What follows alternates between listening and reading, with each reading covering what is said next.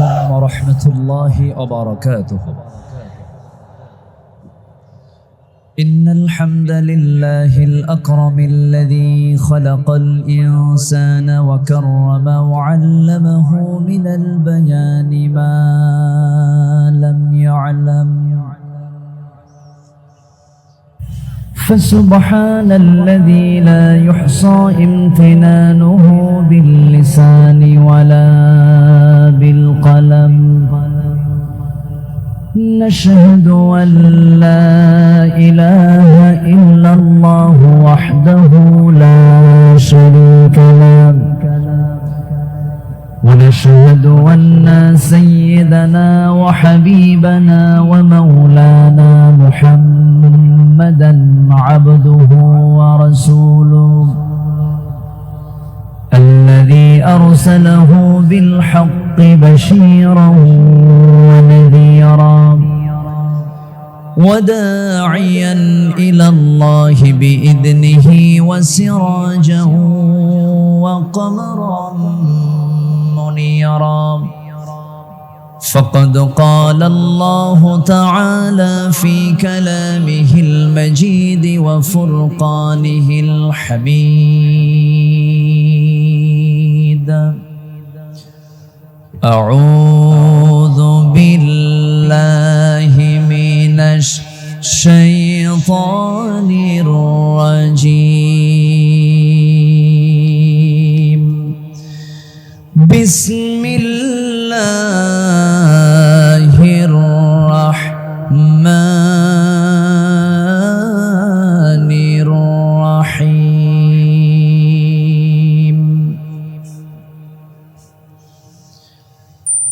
والسابقون الأولون من المهاجرين والأنصار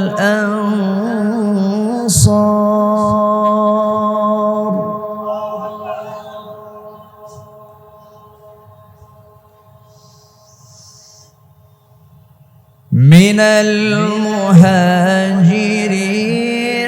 والأنصار والذين اتبعوهم بإحسان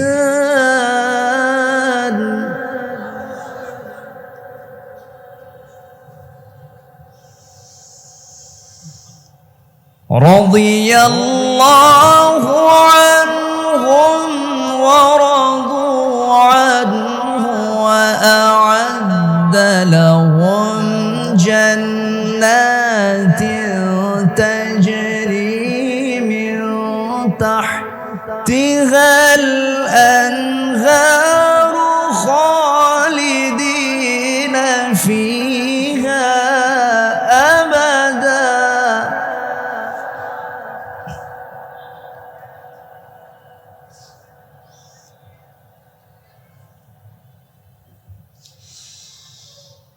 وأعد لهم جنات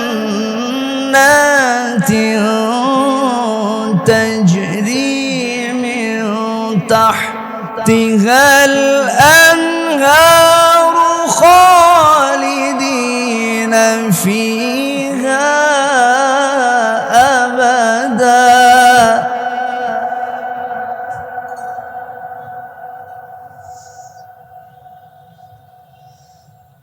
ذلك الفوز العظيم.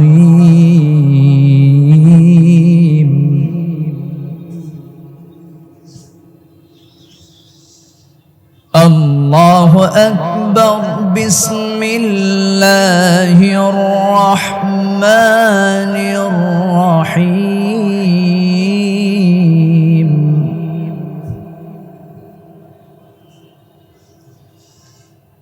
إن الله وملائكته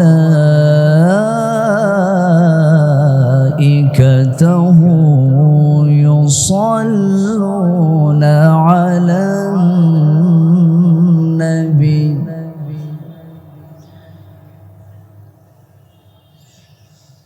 يا أيها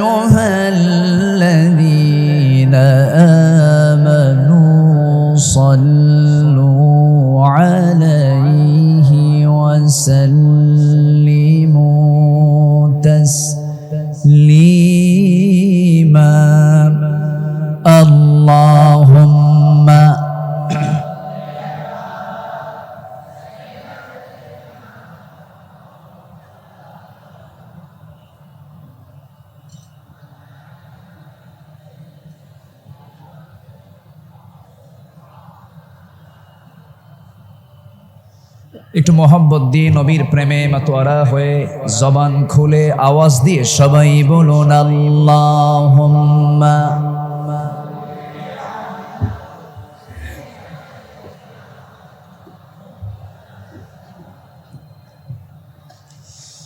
وعلى آل سيدنا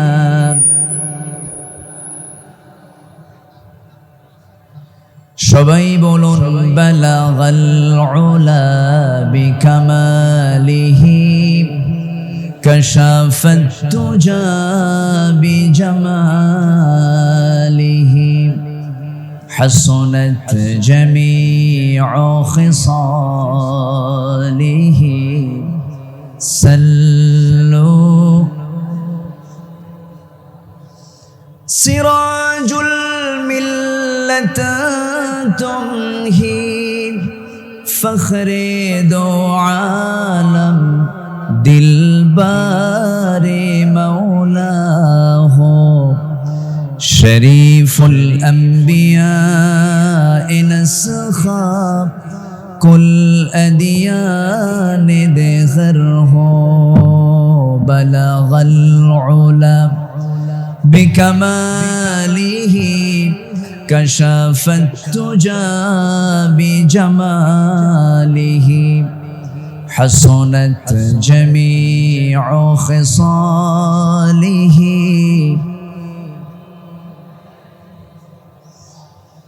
صورة يوسف بداري حكمة لقمان ما قارئ قرآن باري يهدي لساد مان ما بلغ العلا بكماله كشف التجى بجماله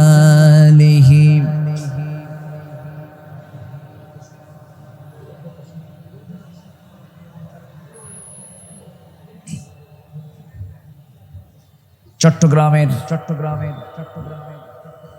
ইসলামী সমাজ কল্যাণ পরিষদ চট্টগ্রাম মাহফিল ইন্তেজামিয়া কমিটি কর্তৃক আয়োজিত 5 দিনব্যাপী ঐতিহাসিক তাফসীরুল কুরআন মাহফিল 2025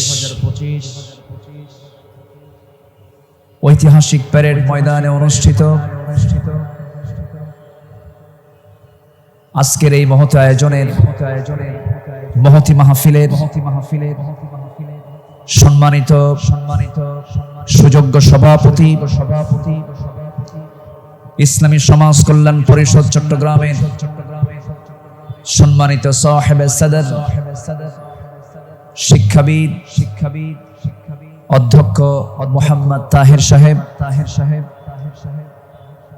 আজকের মাহফিলের বরেণ্য অতিথিবৃন্দ, বিশেষ করে আমার ডান পাশে উপবিষ্ট আছেন দক্ষিণ এশিয়ার বৃহত্তম ইসলামী সংগঠন বাংলাদেশ জামাত ইসলামীর চট্টগ্রাম মহানগরীর সম্মানিত আমির মজলুম জননেতা শিক্ষাবিদ গবেষক জনাব শাহজাহান চৌধুরী হাফিজাহুল্লাহ। আজকের মাহফিল উপস্থিত হাজারাত উলামায়ে কেরাম, ফদলাইজম, সুশীল সমাজ, জাতির শ্রেষ্ঠ সন্তান শিক্ষক মণ্ডলী, জাতির বিবেক সাংবাদিক বৃন্দ, প্রশাসনের দায়িত্ব নিয়োজিত কর্মকর্তা বৃন্দ, আজকের মাহফিলের প্রধান আকর্ষণ দূরে ও কাছের বিভিন্ন স্থান থেকে পার্শ্ববর্তী জেলা থেকে আগত তাওহীদের পতাকাবাহী, কালেমার ঝান্ডাবাহী, দ্বীন ইসলামের নরসারদুল বীর মুজাহিদ, প্রাণ প্রিয় সম্মানিত দ্বীনী ভাইরা, আড়ালে বসে আছেন শ্রদ্ধেয়া সম্মানিতা মা বোনেরা, আলোচনার সূচনায় আনুষ্ঠানিকতার মধ্য দিয়ে আমার পক্ষ থেকে আবারও দিল খোলা সালাম, আসসালামু আলাইকুম ওয়া রাহমাতুল্লাহি তাআলা ওয়া বারাকাতুহু।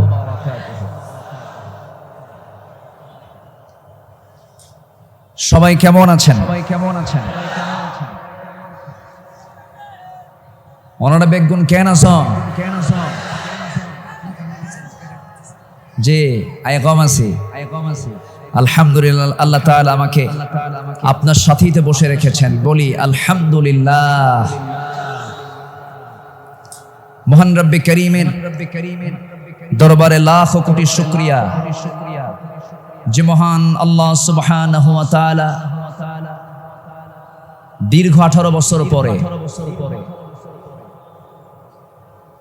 দেড় যুগ পরে এই মাঠে কোরআন শোনার এমন একটি অনুকূল পরিবেশ যে মহান রব্বে করিম করে দিলেন, সেই মহান জাল্লা শানুহুর দরবারে আমরা সবাই লাখ কোটি শুকরিয়া আদায় করছি। মুহাব্বাতান জোরালো কণ্ঠে বলে উঠছি আলহামদুলিল্লাহ। চিৎকার মেরে বলছি আল্লাহুম্মা ইন্নী আসআলুকা আল হুদা ওয়াত তুকা ওয়াল আফাফা ওয়াল গিনা। সবাই বলি আল্লাহুম্মা আইন্নি আলা যিকরিকা ওয়া শুকরিকা ওয়া হুসনি ইবাদাতিকা। আমরা আল্লাহ তাআলার শুকর আদায় করে নিলাম। সম্মানিত হাজিরিন, এই মাহফিলের যিনি আলোচনা শুরু করেছেন, এই মাহফিল যাকে দিয়ে আলোচনা শুরু হয়েছে, শহীদ আল্লামা দেলওয়ার হোসেন সাঈদী রাহিমাহুল্লাহ। তিনি সর্বশেষ এই ময়দানে কথা বলেছেন 2006 সালে।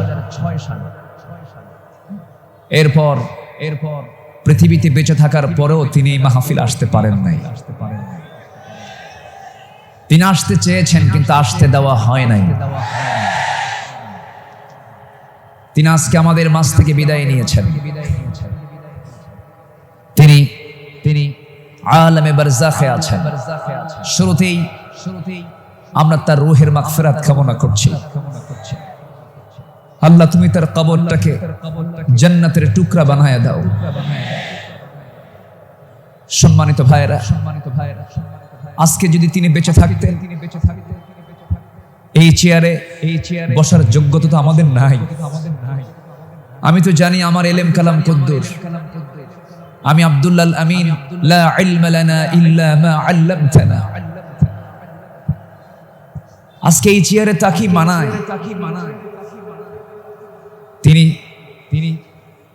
দুনিয়া থেকে বিদায় নিয়েছেন। তার বড় শখ দুটো ছিল, একটা হলো আল্লাহর ঘর জিয়ারা করা, তিনি প্রায় বলতেন, আর আরেকটা হলো তিনি যেন বের হয়ে কোরআনের এই ময়দানে যেন তিনি কথা বলতে পারেন। কিন্তু বাতিল শক্তিরা তাকে সেই তার চাওয়াটা পূরণ করতে দেয়নি। 2023 সালের 13ই আগস্ট চিকিৎসার নাম করে সুস্থ একজন মানুষকে জেলখানা থেকে বের করে হসপিটালে জোর করে ভর্তি করিয়ে ইনজেকশন পুশের মধ্য দিয়ে পয়জনিং করে বিষ প্রয়োগ করে দিল্লির প্রেসক্রিপশনে তাকে হত্যা করা হয়েছে। তাফসীর মাহফিলের এই প্ল্যাটফর্ম থেকে সুস্পষ্ট ভাষায় জানান দিতে চাই, আল্লামা সাঈদীর মতো এই কিংবদন্তির হত্যার সঙ্গে যারাই জড়িত চূড়ান্ত শাস্তি নিশ্চিত করা হোক। এই মতের পক্ষে রাজি আছেন কারা কারা? হাত উঁচু করে দেখান মুসলমান।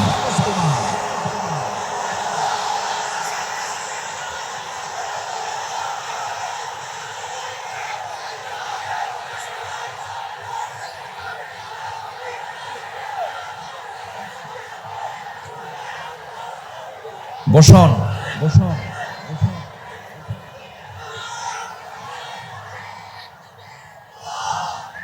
বসুন সম্মানিত ভাইয়েরা, আজকের এই তাফসীর মাহফিলে তার নাম, জি বসুন, বসুন। আজকের এই তাফসীর মাহফিলে তার যদি নামটা না নেওয়া হয় শুরুতে, বড় কৃপণতা হয়ে যাবে।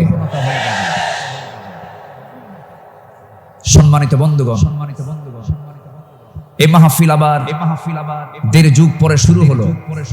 এই মাহফিলকে তুমি আল্লাহ কিয়ামত পর্যন্ত কবুল করে নাও। এই মাহফিলের শুরু থেকে নিয়ে আজ পর্যন্ত যারা জড়িত আছেন, যারা বেঁচে আছেন, তাদের প্রতি খাস রহমত নাজিল করো, এবং যারা দুনিয়া থেকে বিদায় নিয়েছেন কবরগুলোকে জান্নাতের নূর দিয়ে মুনাফফার করে দাও। সম্মানিত ভাইয়েরা, আমি আলোচনার সূচনায় সর্বকালের সর্বযুগের সর্বশ্রেষ্ঠ গ্রন্থ, complete and balanced code of life, আল কোরআন আল মাজিদের গুরুত্বপূর্ণ একটি সূরা, সূরাতুত তাওবার একটা আয়াত আমি তেলাওয়াত করেছি।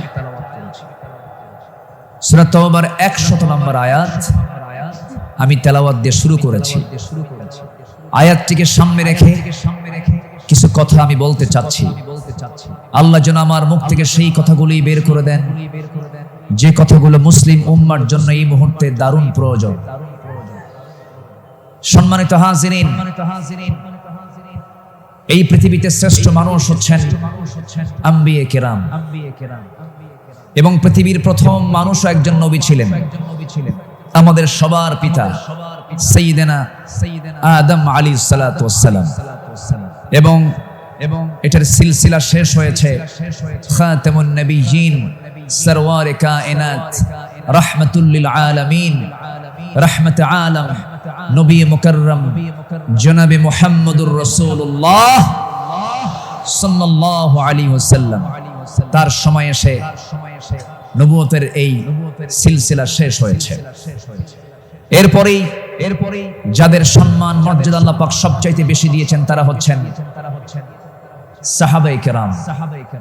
আল্লাহ তাআলা তাদের সম্মান, তাদের মর্যাদা অনেক বেশি দিয়েছেন, এবং আল্লাহ নিজে তাদের শানে বলেছেন রাদিয়াল্লাহু আনহুম, আল্লাহ তাদের উপরে সন্তুষ্ট হয়েছেন। আল্লাহ নিজে যদি বলেন আমি তাদের উপরে সন্তুষ্ট হয়েছি, তাদের ঠিকানা কোথায় হবে? জান্নাত হবে, এটাই স্বাভাবিক।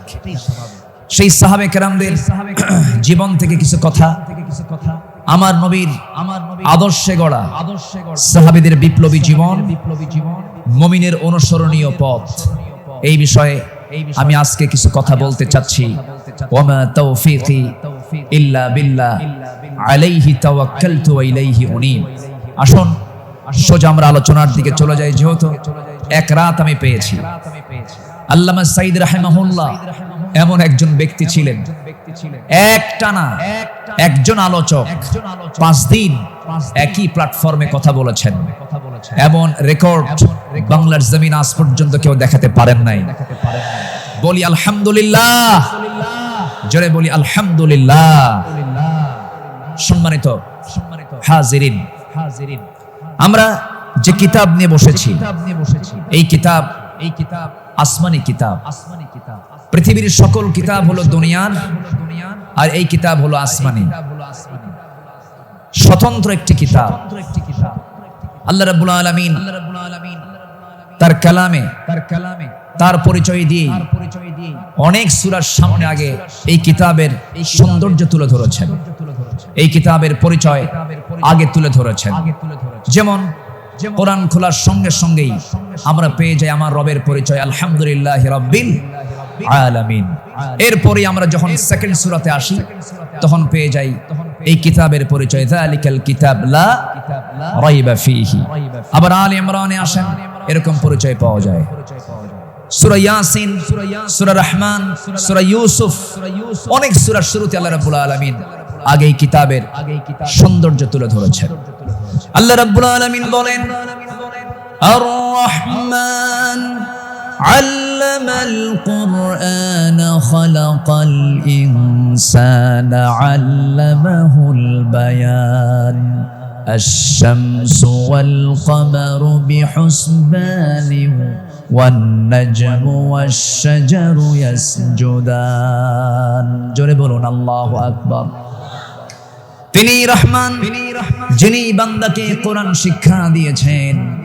আবার ইয়াসিনে চলে যান, ইয়াসিন ওয়াল কুরআনিল হাকীম ইন্নাকা লামিনাল মুরসালিন আলা সিরাতিম মুস্তাকিম।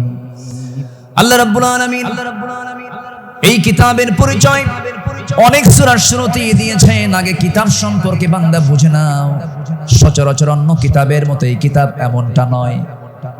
আল্লাহ রাব্বুল আলামিন এই বান্দার জন্য কিতাবটাকে কি করে দিয়েছেন?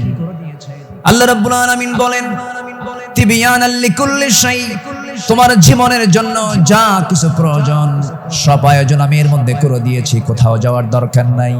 ফাআইনা তাযহাবুন ইন হুয়া ইল্লা যিকরুল লিল আলামিন লিমান শাআ মিনকুম আইয়াস্তাকিম ওয়া মা তাশাউনা ইল্লা আইয়াশা আল্লাহু রাব্বুল আলামিন। জোরে বলুন আল্লাহু আকবার। তুমি কোথায় যাও? কোন পথে দৌড়াচ্ছ? দুনিয়ার কোন তন্ত্র মন্ত্রের দিকে দৌড়াও? দুনিয়ার কোন আইনের দিকে দৌড়াও? এই পৃথিবীতে ৭০ থেকে ৮০টি মানব রচিত মতবাদ আছে। সমস্ত মতবাদকে তোমার ধিক্কার মারতে হবে, পচা বস্তাগুলোকে ফেলে দিয়া। আল্লাহর আহ্বান হলো ইন হুয়া ইল্লা যিকির, এই জিকিরের দিকে চলে আসো। কোরআন তোমাকে সুপারিশ করে জান্নাতের দরজায় পৌঁছায়া দেবে। কোরআনের দল ছাড়াও এই দেশে আরো দল আছে না নাই? আসতে বলবেন না, আছে না নাই? ইসলামী দল ছাড়া আরো দল এই দেশে আছে না নাই? কিন্তু আল্লাহর কাছে মনোনীত দল একটাই, ইন্নাদ দীনা ইনদাল্লাহিল ইসলাম। ইসলাম ছাড়া অন্য কিছু যে গ্রহণ করবে, সোজা কথা আল্লাহ পাক বলে দিচ্ছেন, ওয়া মান ইয়াবতাগি গায়রাল ইসলামি দীনান ফালান ইউকবালা মিনহু। যে ব্যক্তি জীবন বিধান হিসাবে, দল হিসাবে ইসলামকে বাদ দিয়ে অন্য কোনো দিনকে গ্রহণ করবে, তার কোনো কিছুই গ্রহণ করবেন না। তিনি কে? এই কথা কে বলেছেন? অতএব দল করতেই হবে, সেই দল হতে হবে। কার দল? আসতে বলবেন না, কার দল?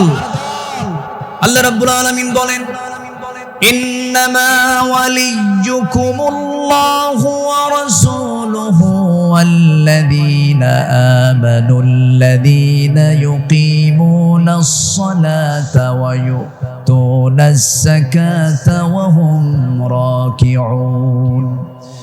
ومن يتول الله ورسوله والذين آمنوا فإن حزب الله هم الغالبون। যারা আল্লাহর দল করবে তারাই বিজয়ী হবে। ঘোষণাকার, ঘোষণাকার। আল্লাহ ছাড় দেন কিন্তু ছেড়ে দেন না, ঠিক কি না? ছাড় দেন কিন্তু ছেড়ে দেন না। দেখেন না, যাওয়ার রাস্তা পাইল না, শেষে ভাঙ্গা হেলিকপ্টারে বিদায় নিল, ঠিক কি না? যুগে যুগে যারাই আসমানি কিতাব নিয়ে ষড়যন্ত্র করেছে, যুগে যুগে যারাই জগতের শ্রেষ্ঠ সন্তান আলেমদেরকে নিয়ে ষড়যন্ত্র করেছে, তাদের অবস্থায় ফিরআউনদের মতো হয়েছে, হামানদের মতো হয়েছে, নমরুদদের মতো হয়েছে। সম্মানিত ভাইরা, এই কোরআনকে আমরা মানব শুধু নামাজে না সমাজেও? এই কোরআনকে মানতে হবে এক জায়গায় না সব জায়গায়? সব জায়গায় মানবো। জোরে বলি ইনশাআল্লাহ। এর মধ্যে কোনো তথ্য বাদ পড়েনি, সব তথ্য আল্লাহ পাকের মধ্যে দিয়েছেন। মিন শাইইন ওয়ালা আসগরা মিন যালিকা ওয়ালা আকবারা ইল্লা ফি কিতাবিম মুবিন। এমন কোন ছোট বিষয় নাই যা বাদ পড়েছে, আবার এমন কোন বড় বিষয় নাই যা বাদ পড়েছে। সব বলে দিয়েছেন তিনি আমার কে? আল্লাহ পাক। আল্লাহ তাআলা একটা সূরা নাযিল করেছেন, সূরাতুন নাহল। মৌমাছি শতকের পর শতক হাজারো গবেষণার পরে সর্বপ্রথম 1973 সালে অস্ট্রিয়ান একজন বিজ্ঞানী কার্ল ভন ফ্রিশ মৌমাছির জীবন চক্র নিয়ে গবেষণা করে তিনি নোবেল পুরস্কার পান। তিনি এই বিষয়ে একটা বইও লিখেছেন যার নাম হলো দ্য ড্যান্সিং বিজ। তিনি সর্বপ্রথম ফটোগ্রাফির মাধ্যমে প্রমাণ করে দেখিয়েছেন মূলত ফিমেল ওয়ার্কার বি, মধু সংগ্রহ এবং মৌচাক নির্মাণের মূল কর্মী তারা। অথচ মহান রব্বুল আলামিন আজ থেকে ১৫০০ বছর আগে এই নারী কর্মী মৌমাছির কথা জানিয়ে দিয়েছেন কোরআনে ১৫০০ বছর আগে। জোরে বলি সুবহানাল্লাহ। আল্লাহ রাব্বুল আলামিন বলেন وَأَوْحَى رَبُّكَ إِلَى النَّحْلِ أَنِ اتَّخِذِي مِنَ الْجِبَالِ بُيُوتًا وَمِنَ الشَّجَرِ وَمِمَّا يَعْرِشُونَ। জোরে বলুন আল্লাহু আকবার। আমার বন্ধুগণ, নাম্বার ২ হলো আল্লাহ রাব্বুল আলামিন এই মৌমাছি যে তথ্যগুলো দিয়েছেন সেই তথ্যের হালে এসে তারা বলতেছে কিন্তু ১৫০০ বছর আগে আল্লাহ রাব্বুল আলামিন তা জানিয়ে দিয়েছেন। আল্লাহ রানী মৌমাছিকে স্ত্রী মৌমাছিকে ওহী দিয়ে জানাচ্ছেন তুমি পাহাড়ে গাছে এবং তারা যে গৃহ নির্মাণ করে তাতে নিবাস তোমরা বানায় নাও। জোরে বলি সুবহানাল্লাহ। নাম্বার ২ তিনি প্রমাণ করেছেন যখন একটি কর্মী মৌমাছি নতুন ফুলের বাগান বা উদ্যান খুঁজে পায় তখন সে অন্য মৌমাছিদের সঠিক পথের দিক নির্দেশনা দেয়। কার্ল ভন ফ্রিশ এই নামের নাম দেন, এই নাচের নামটা দেন হচ্ছে ওয়াগল ড্যান্স, যা পৃথিবী জুড়ে সাড়া ফেলে। অথচ এই তথ্য কোরআনের কাছে অনেক পুরাতন। মহান আল্লাহ তাআলা ১৫০০ বছর আগে এটাও জানিয়ে দিয়েছেন। জোরে বলি সুবহানাল্লাহ। আল্লাহ রাব্বুল আলামিন বলেন সুম্মা কুলি মিন কুল্লি সামারাতি ফাসলুকি সুবুলা রাব্বিকা যুলুলা। জোরে বলুন আল্লাহু আকবার। তুমি প্রত্যেক ফল থেকে আহার করো এবং তুমি আমার রবের সহজ পথে চলো। আল্লাহু আকবার। বিজ্ঞান হালে বলছে, কোরআন ১৫০০ বছর আগে বলছে। তাহলে এখন বলুন বিজ্ঞান কোরআন বিজ্ঞান থেকে নিয়েছে না বিজ্ঞান কোরআন থেকে ধার করেছে? বিজ্ঞান কোরআন থেকে ধার করেছে। এখানে শেষ নয়। নাম্বার ৩, বর্তমান সময়ে বিজ্ঞানীরা নিখুঁত গবেষণার মাধ্যমে প্রমাণ করেছেন আসলে মধু বের হয় মৌমাছির পেট থেকে। মৌমাছির পেট থেকে। এই আশ্চর্য তথ্যটিও মহান রব্বুল আলামিন ১৫০০ বছর আগে জানিয়ে দিয়েছেন। সুবহানাল্লাহ।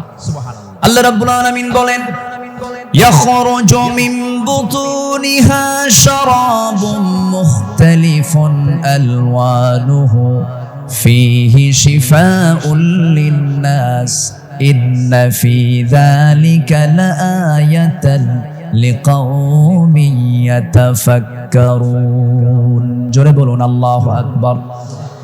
তার পেট থেকে এমন পানীয় বের হয় যার রং ভিন্ন ভিন্ন, যাতে রয়েছে মানুষের জন্য রোগ নিরাময়। নিশ্চয় এতে নিদর্শন রয়েছে সেই কওমের জন্য যারা চিন্তা করে। জোরে বলি সুবহানাল্লাহ। আল্লাহ তাআলার কি একটা ফার্মাসিউটিক্যাল কোম্পানি, কি বিশাল বড় একটা ফ্যাক্টরি আল্লাহ পাক মৌমাছিকে এই দায়িত্ব দিয়ে দিয়েছে। ১ পাউন্ড মধু বানাতে ৫৫০ মৌমাছিকে প্রায় ২০ লাখ ফুলে ভ্রমণ করতে হয়। সুবহানাল্লাহ বলবেন না? সেখানে একটা কর্মী মৌমাছিকে ৮০,০০০ কিলোমিটার পথ অতিক্রম করতে হয়। অন্য একটি গবেষণায় এসেছে ১৪.৫ লাখ কিলোমিটার পথ অতিক্রম করতে হয়, যা দিয়ে পুরো পৃথিবীটাকে ৩ বার প্রদক্ষিণ করা সম্ভব। শুধু ১ পাউন্ড মধু তৈরিতে মৌমাছির এত কষ্ট করতে হয়। আল্লাহু আকবার বলেন। মহান আল্লাহ তাআলা এই মৌমাছির মধ্যে সঠিক পরিমিত তাপমাত্রা বোঝার মতো আশ্চর্য একটা ক্ষমতা দিয়েছেন। মৌচাকের সঠিক তাপমাত্রা 35 ডিগ্রি সেলসিয়াস থাকা প্রয়োজন। যদি কখনো তাপমাত্রা এর কম 30 ডিগ্রিতে নেমে আসে, তখন মৌমাছিগুলো সবাই একত্রিত হয়ে তাদের ডানাগুলো ঝাঁপিয়ে তাপমাত্রা বৃদ্ধি করে। জোরে বলে সুবহানাল্লাহ। আবার যদি কখনো তাপমাত্রা বেড়ে 40 ডিগ্রি হয়ে যায়, তখন আবার তারা উল্টো দিকে ডানা ঝাপটিয়ে মৌচাকে তাপমাত্রা ঠান্ডা করে। তখন আবারও 35 ডিগ্রি তাপমাত্রায় নিচে স্বাভাবিক হয়ে যায়, নিচে নেমে আসে। এগুলো কার কুদরত? আসতে বলবেন না, কার কুদরত? আল্লাহর কুদরত। সম্মানিত ভাইয়েরা, আল্লাহ রাব্বুল আলামিন এই কিতাবের ভিতরে হাদিদ নামে, লোহা নামে একটা সূরা নাজিল করেছেন। সূরার নাম কি? হাদিদ, লোহা। লোহা ছাড়া কিছুই হয় না। এই লোহা নিয়ে বিজ্ঞান গবেষণা করে বলছে, আধুনিক বিজ্ঞান বলতেছে লোহার সৃষ্টি পৃথিবীতে নয়, বরং লোহা এসেছে বহির জগৎ থেকে, আকাশ থেকে। কারণ পৃথিবীর পরিবেশে লোহা উৎপাদনের জন্য অনুপযোগী। কেননা সূর্যের যে তাপমাত্রা লোহা উৎপাদনের জন্য যথেষ্ট নয়। সূর্যের কেন্দ্রের তাপমাত্রা হলো 15 মিলিয়ন ডিগ্রি সেলসিয়াস, আর সূর্যের পৃষ্ঠে অর্থাৎ ফটোস্ফিয়ারের তাপমাত্রা হচ্ছে 5.5 থেকে 6,000 ডিগ্রি সেলসিয়াস। অথচ লোহা উৎপাদনের জন্য আনুমানিক 5 বিলিয়ন ডিগ্রি সেলসিয়াস প্রয়োজন। বিজ্ঞানীদের ধারণা, কোন সুপারনোভা বিস্ফোরণ থেকেই এই লোহার আগমন ঘটে থাকতে পারে। অথচ মহান রব্বুল আলামিন 1500 বছর আগেই সূরা হাদিদে জানিয়ে দিয়েছেন আল্লাহ পাক লোহা নাজিল করেছেন। সুবহানাল্লাহ বলবেন না? আল্লাহ রাব্বুল আলামিন বলেন, ওয়ানজালনাল হাদিদা ফীহি বা'সুন শাদীদুন ওয়া মানাফিউ লিন-নাস। সূরাতুল হাদিদ আয়াত নাম্বার 25। মহান রব্বুল আলামিন বলেন, আমি লোহা নাজিল করেছি যাতে রয়েছে প্রচন্ড শক্তি, মানুষের জন্য বহুবিধ উপকার। জোরে বলি সুবহানাল্লাহ। তাহলে বিজ্ঞান এগুলো প্রমাণ করেছে না কোরআন থেকে ধার করেছে? কোরআন থেকে ধার করেছে। বিজ্ঞান দিয়ে কোরআন যাচাই হবে না, কোরআন দিয়ে বিজ্ঞান যাচাই হবে। কোন আইন দিয়ে কোরআনকে ব্যর্থ করার চেষ্টা করলে সে ব্যর্থ হবে। কোরআন দিয়ে পৃথিবীর সকল আইনকে ব্যর্থ করতে হবে। যারা বলেন কোরআন আর রাজনীতি ভিন্ন বিষয়, তাদের নতুন করে ঈমান আনতে হবে। কোরআন হচ্ছে আইন এবং প্রশাসনের চলন্ত বিশ্বকোষ। এটা দিয়েই নামাজ যেমন চলতে পারে, সমাজও চলতে পারে। কোরআন দিয়ে ক্যান্টনমেন্ট চলবে, কোরআন দিয়ে প্রশাসন চলবে। কোরআন দিয়ে চলতে পারে এমন কোন প্ল্যাটফর্ম নেই, কোরআন দিয়ে সব চলবে, এটাই স্বাভাবিক। এই বিশ্বাস যার আছে তার ঈমান আছে, এই বিশ্বাস যার নাই তার ঈমান নাই।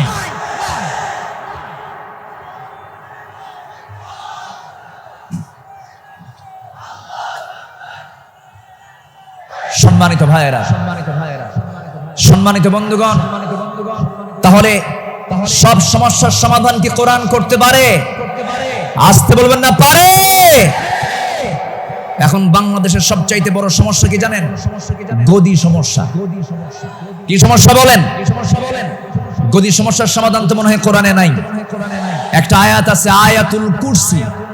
আয়াতুল কুরসি। কুরসিয়ন মানে কি? গদি। কুরসিয়ন মানে কি? গদিটা মূলত কার? আসতে বলবেন না, গদিটা মূলত কার? আল্লাহ। ক্ষমতা কারোই না, ক্ষমতা একমাত্র কার? আল্লাহ।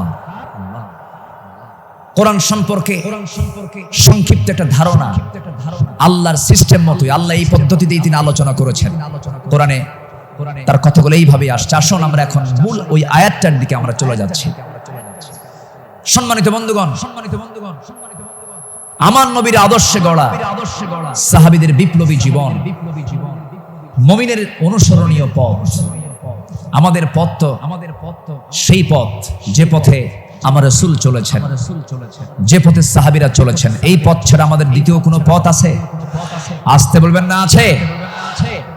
সেই সাহাবীদের সম্মানটা কত, আল্লাহ রাব্বুল আলামিন বলেন والسابقون الأولون من المهاجرين والأنصار والذين اتبعوهم بإحسان رضي الله عنهم ورضوا عنه وأعد لهم جنات تجري تحتها الأنهار خالدين فيها أبدا ذلك الفوز العظيم جربون الله أكبر মুহাজির এবং আনসারদের মধ্যে যারা ঈমানে প্রথমে যারা অগ্রগামী হয়েছে এবং যারা নিষ্ঠার সাথে তাদের অনুসরণ করেছে আল্লাহ তাদের সকলের প্রতি সন্তুষ্ট হয়েছেন, তারাও তার প্রতি সন্তুষ্ট হয়েছেন।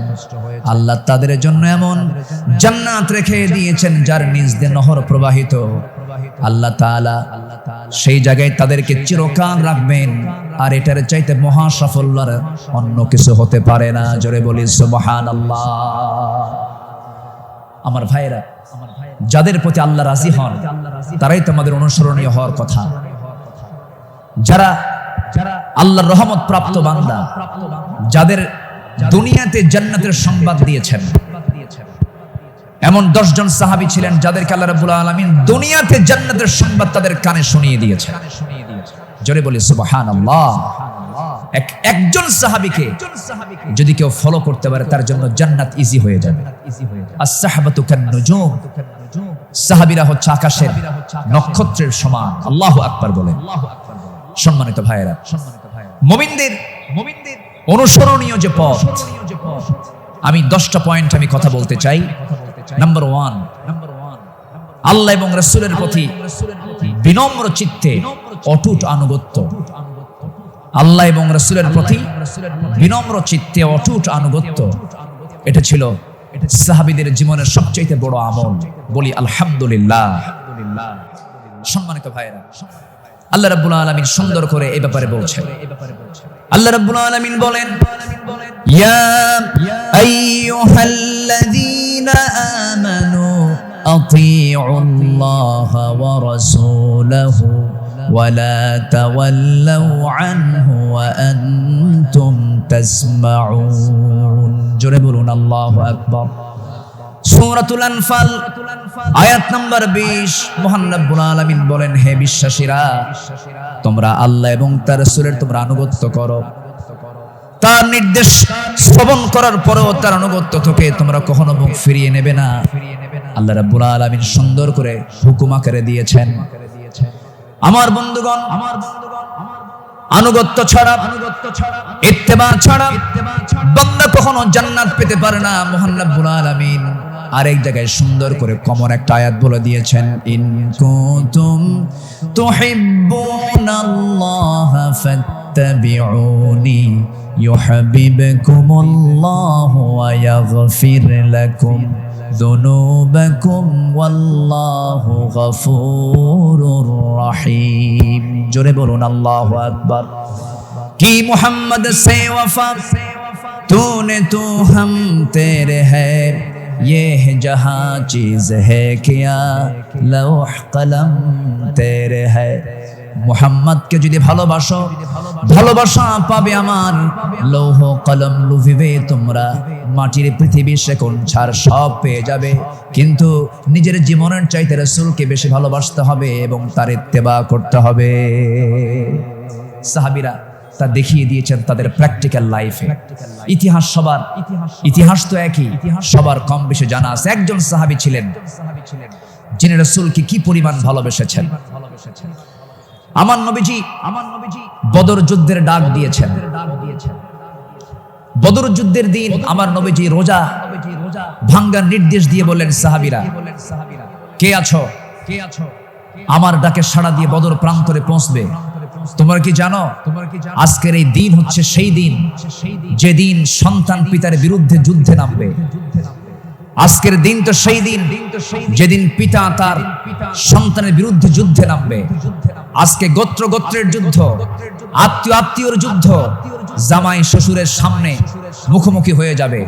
তোমরা কি পারবে আজকের এই যুদ্ধের ময়দানে আমার আনুগত্যের মধ্য দিয়ে বাতিলদের মোকাবেলা করতে সাহাবীরা সামনে দাঁড়িয়ে বললেন, ইয়া রাসূলুল্লাহ, আমরা রোজাও রাখবো, বাতিলদের বিরুদ্ধে মোকাবেলার সামনে দাঁড়িয়ে যাব। আমার রাসূল বললেন, আজকের দিনে রোজা রাখার প্রয়োজন নেই, ফাইদ্দাতুম মিন আইয়ামিন উখর, চলো আমরা জিহাদের প্রস্তুতি নিয়ে ফেলি। আমার নবীজি যুদ্ধের ময়দানে হাজির হয়ে গেলেন। আমার নবীজি যুদ্ধের ময়দানে যখন দাঁড়ালেন, 313 জন সাহাবী নিয়ে বদর নামক প্রান্তরে রমজান মাস, আমার নবীজির সামনে যখন দাঁড়ালেন, যুদ্ধ শুরু হয়ে গেছে। ওই যুদ্ধের ময়দানে 313 জন সাহাবীর ভিতরে 2 জন সাহাবী ছিলেন, তাদের বয়স একদম কম ছিল, মুআজ এবং মুআজ। এই 2 জন ছোট্ট সাহাবী, 11 এবং 13 বছর বয়স। এই 2 জন সাহাবী নবীর কাছ থেকে পারমিশন নিয়ে নিলেন, যুদ্ধের ময়দানে গিয়া প্রথম কাতারে দাঁড়ায় গেছে। এক সাহাবীকে ডাক দিয়ে বলছে, ও আমার চাচা, আবু জেহেল কোথায়? আবু জেহেল দিয়ে কি করবা? সঙ্গী সঙ্গী ছোট্ট 2 জন দারাজ গলায় দারাজ কণ্ঠে বলে ফেলতেছে, আমরা শুনেছি আবু জেহেল নাকি রাসূলকে খুব কষ্ট দিত, খুব জুলুম করত। আজকে আমরা কারো বিরুদ্ধে যুদ্ধ করতে আসি নাই, আবু জেহেলকে আজকে দুনিয়া থেকে বিদায় করার জন্য আজকে আমরা যুদ্ধে হাজির হয়েছি। ছোট্ট বাচ্চা মানুষ, ছোট কিন্তু ঈমান খুব বড়, মজবুত ঈমান। এই ছোট্ট বাচ্চার কথা শুনে ওই সাহাবী আশ্চর্য হয়ে গেলেন। সাহাবী আশ্চর্য হয়ে বলতেছে, তোমরা কি তাকে সত্যি হত্যা করবে নাকি হত্যা করব? ওই যে দেখা যায় ঘোড়ার পিঠে বসে আছে, 2 দিকে পা ছেড়ে দেওয়া। শুধু বলতে দেরি হয়েছে, যেতে দেরি হয় নাই। সিংহের মতো গর্জন দিয়া বাস পাখির মতো উড়ন্ত হয়ে দৌড় মারা শুরু করে দিয়েছে। আবু জেহেলের 2 পাশে 2 জন দাঁড়ায় গেছে। লোকজন টের পায় না এটা কোন গ্রুপের মানুষ। 2 জন ছোট্ট বাচ্চার হাতে ছোট্ট তরবারি ছিল, এত জোরে সজোরে আঘাত করেছে 2 জন মিলে। আল্লাহু আকবার বলে আবু জেহেল ওই যে জমিনে ধরাশয়ী হয়ে পড়ে গেছে, কোমর সোজা করে আবু জেহেল আর দাঁড়াতে পারে নাই। এইদিকে বড় ভাই মুআজের পিছন থেকে একজন কাফের এসে তার ডান হাতে পিছন দিক থেকে তরবারির যখন একটা আঘাত দিয়েছে, এক আঘাতে তার ডান হাতটা চামড়ার সঙ্গে ঝুলতে লাগলো, ঝনঝন করে তরবারি পড়ে গেছে। যুদ্ধ করবেন কেমনে? তার ডান হাতটা ঝুলতেছে চামড়ার সাথে। দৌড় মেরে চলে গেছেন, বাম হাতে তরবারি তুলে নিয়েছেন। যুদ্ধ থামালেন না, যুদ্ধ চালাতে গিয়ে দেখা গেল ডান হাতটা চামড়ার সঙ্গে ঝুলে আছে, ঝুলন্ত হাতটা এসে বাম হাতে বারবার ধাক্কা খাচ্ছে, ডিস্টার্ব হচ্ছে মনে করে ঝুলন্ত ডান হাতটা বাম্পার নিচে রেখে এত জোরে টান মারলেন, এক টানে হাতটা ছিটকে পড়ে গেল। বাম হাতে যুদ্ধ চালাতে লাগলেন, বাম হাত পিছন দিক থেকে আঘাত করে তার কেটে ফেলে দিল। ঝনঝন করে তরবারি পড়ে গেছে, আর যুদ্ধ করতে পারছেন না। যুদ্ধ করবেন কেমনে? 2 হাতিতে চলে গেছে। আরেকজন কাফের এসে গর্দান বরাবর যখন আঘাত এনেছে, দুনিয়া থেকে এই ছোট্ট 13 বছরের নাবালক সন্তান দুনিয়া থেকে বিদায় নিয়ে গোটা বিশ্ববাসীকে জানান দিচ্ছে, ও পৃথিবীর মানুষ, আমরা দিন কায়েমের জন্য যে জীবন দিলাম, এমন করেই দিন কায়েমের পথে জীবনটা দিতে হয়। জোরে বলি সুবহানাল্লাহ, আরো জোরে বলি সুবহানাল্লাহ, আরো জোরে বলি সুবহানাল্লাহ। আমার বন্ধুগণ, আমার নবীজি আল্লাহর পথে যত হাজারো বিপদ এসেছে, বিনম্র চিত্তে অটুট আনুগত্য আমার নবীজি আল্লাহর করেছেন। তার বড় একটা প্রমাণ হলো, একটু শুনুন, কান লাগায়া কতগুলো শুনেছি, বারবার শোনার প্রয়োজন আছে। নবীজি তার জীবনের সবচাইতে বেশি মার খেয়েছেন 2 জায়গায়, একটা হলো তায়েফের ময়দান, আরেকটা হচ্ছে উহুদের ময়দান। তায়েফের ময়দানে আঘাতটা আমার নবীজির যে পরিমাণ লেগেছিল, মাথা থেকে পা পর্যন্ত ক্ষত বিক্ষত হয়ে পড়েছিল, এমন কোন জায়গা নাই যে জায়গায় নবীজির দাগ ছিল না। উহুদের ময়দানে তিনি দাঁত হারিয়েছেন, খন্দকের পরীক্ষা খনন করতে গিয়ে তিনি তার কোমর হারিয়েছেন, যখন পরীক্ষা খনন করতে গেছেন 4 দিনের না খাওয়া রাসূল পরীক্ষা খনন করতে গিয়ে ওই যে কোমর কুঁজো হয়ে গিয়েছিল, মৃত্যুর দিন পর্যন্ত আমার নবীজি কোমর সোজা করে দাঁড়াতে পারেন নাই। এত বড় কঠিন মুসিবতের সম্মুখীন আমার নবীজি হয়েছেন। সবচেয়ে কঠিন টাইম চলে গেছে হলো তায়েফের ময়দানে। বুক ভরা আশা নিয়ে কালিমার দাওয়াত দিতে গেছেন, কিন্তু সেই জায়গায় গিয়ে আমার নবীজি ফুল পেয়েছেন না পাথর পেয়েছেন? ফুল পেয়েছেন না পাথর পেয়েছেন? পাথর পেয়েছেন। কিন্তু আমার নবীজি রক্তাক্ত অবস্থায় পড়ে থাকলেন, জুতার তলার সঙ্গে পায়ের তলার জমাট বেঁধে গেছে, নবীজি দাঁড়াতে পারছেন না, সেন্সলেস হয়ে পড়েছিলেন। কিন্তু যখন হোশটা ফিরে আসলো, মালাকুল জিবাল এসে নবীকে লক্ষ্য করে বলছেন, ইয়া রাসূলুল্লাহ, 2 দিকের পাহাড় দিয়ে চাপা দিয়ে এদেরকে আমি শেষ করে দিই, আপনি শুধু অর্ডার করেন। জবাবে আমার রাসূল বললেন, লা বাল আরজু আন ইউখরিজাল্লাহ মিন আসলাবিহিম মান ইয়াবুদুল্লাহ ওয়াহদাহু লা ইউশরিকা বিহি শাইআন। সহিহ মুসলিমের হাদিস এসেছে, রাসূল বললেন, না না ও ফেরেশতা, এদেরকে চাপা দিয়ে মেরো না। আমি আশা করি এদের ঔরস থেকে যে সন্তান জন্ম নেবে তারা আল্লাহর ইবাদত করবে। জোরে বলি সুবহানাল্লাহ। রাসূল তাদেরকে মাফ করে দিয়েছেন। আমার বন্ধুগণ, আমার নবীজি আনুগত্য কাকে বলে আল্লাহ রাসূল তা শিখিয়ে দিয়েছেন, সাহাবীদের জীবনে তা শিখিয়ে দিয়েছেন। সাহাবে کرام রাসূলকে জীবন দিয়ে ভালোবেসেছেন।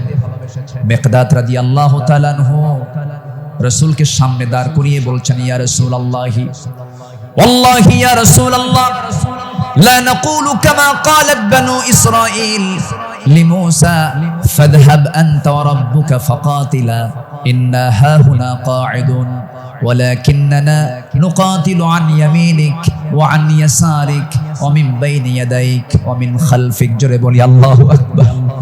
হে রাসূল, আমাদের কেমন পাবেন না, যেমন করে মুসার উম্মত মুসাকে বলেছেন, এমন করে আমরা তা বলবো না, আপনাকে বলবো, আমরা আপনার ডান থেকে বাম থেকে সামনে থেকে পিছন থেকে যখন ডাক দিবেন বাতিল শক্তির মোকাবেলায় ঝাঁপ দিয়ে পড়বো। জোরে বলি আল্লাহু আকবার। আমার নবীর চেহারায় আনন্দের ঝলকানি প্রকাশ পেল। সাহাবীরা আমার নবীর চতুর্পার্শ্বে সবসময় ছায়া দিয়ে রেখেছেন। জীবনের চাইতে তারা রাসূলকে বেশি ভালোবেসেছেন। আনুগত্য কাকে বলে? এই পৃথিবীতে প্রধান কাতারে যারা ছিলেন তারা হচ্ছেন সাহাবে কেরাম। সাদ ইবনে মুআজ রাদিয়াল্লাহু তাআলা আনহু বদর যুদ্ধের দিন মৃত্যুর ভয় না করে নবীর আনুগত্যে দাঁড়িয়ে দীপ্ত কণ্ঠে বলেছিলেন, ফাওয়াল্লাযী বাআসাকা বিল হক লাউ ইসতা'রাদতু বিনা হাযাল বাহরা ফাখুদতাহু লাখুদনাহু মা'আক।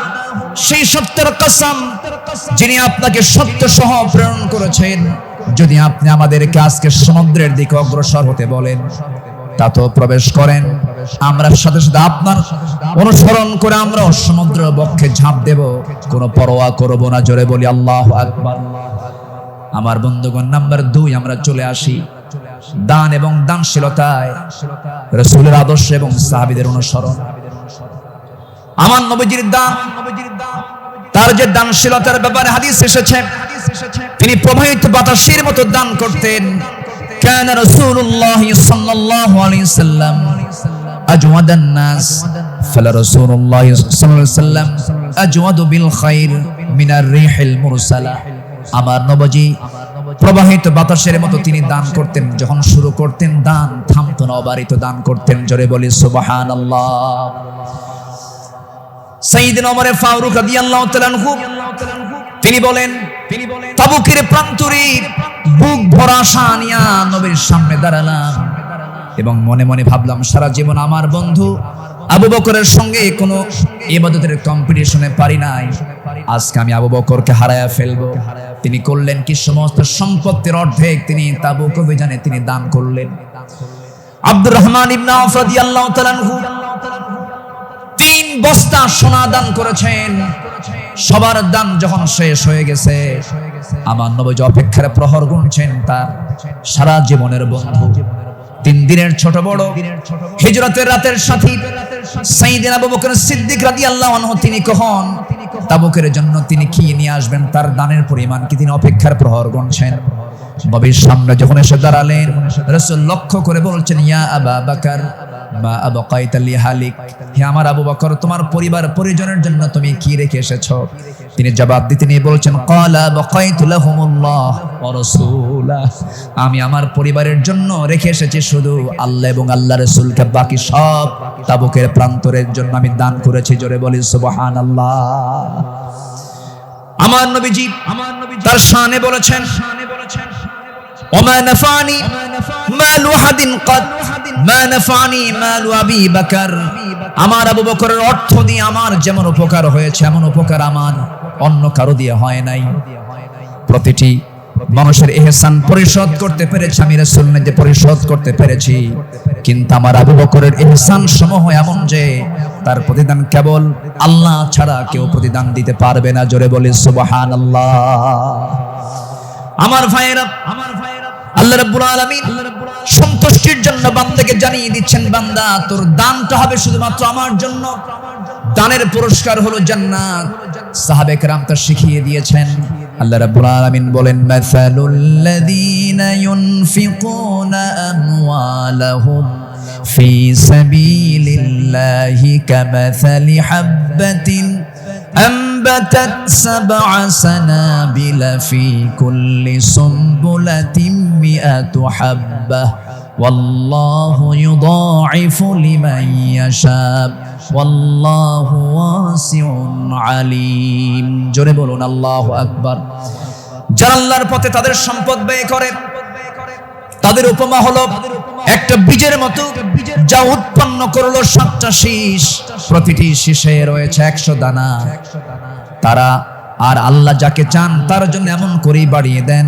আল্লাহ হচ্ছেন সবচাইতে প্রাচুর্যময় এবং সর্ব বিষয়ে জ্ঞানী। জোরে বলি সুবহানাল্লাহ।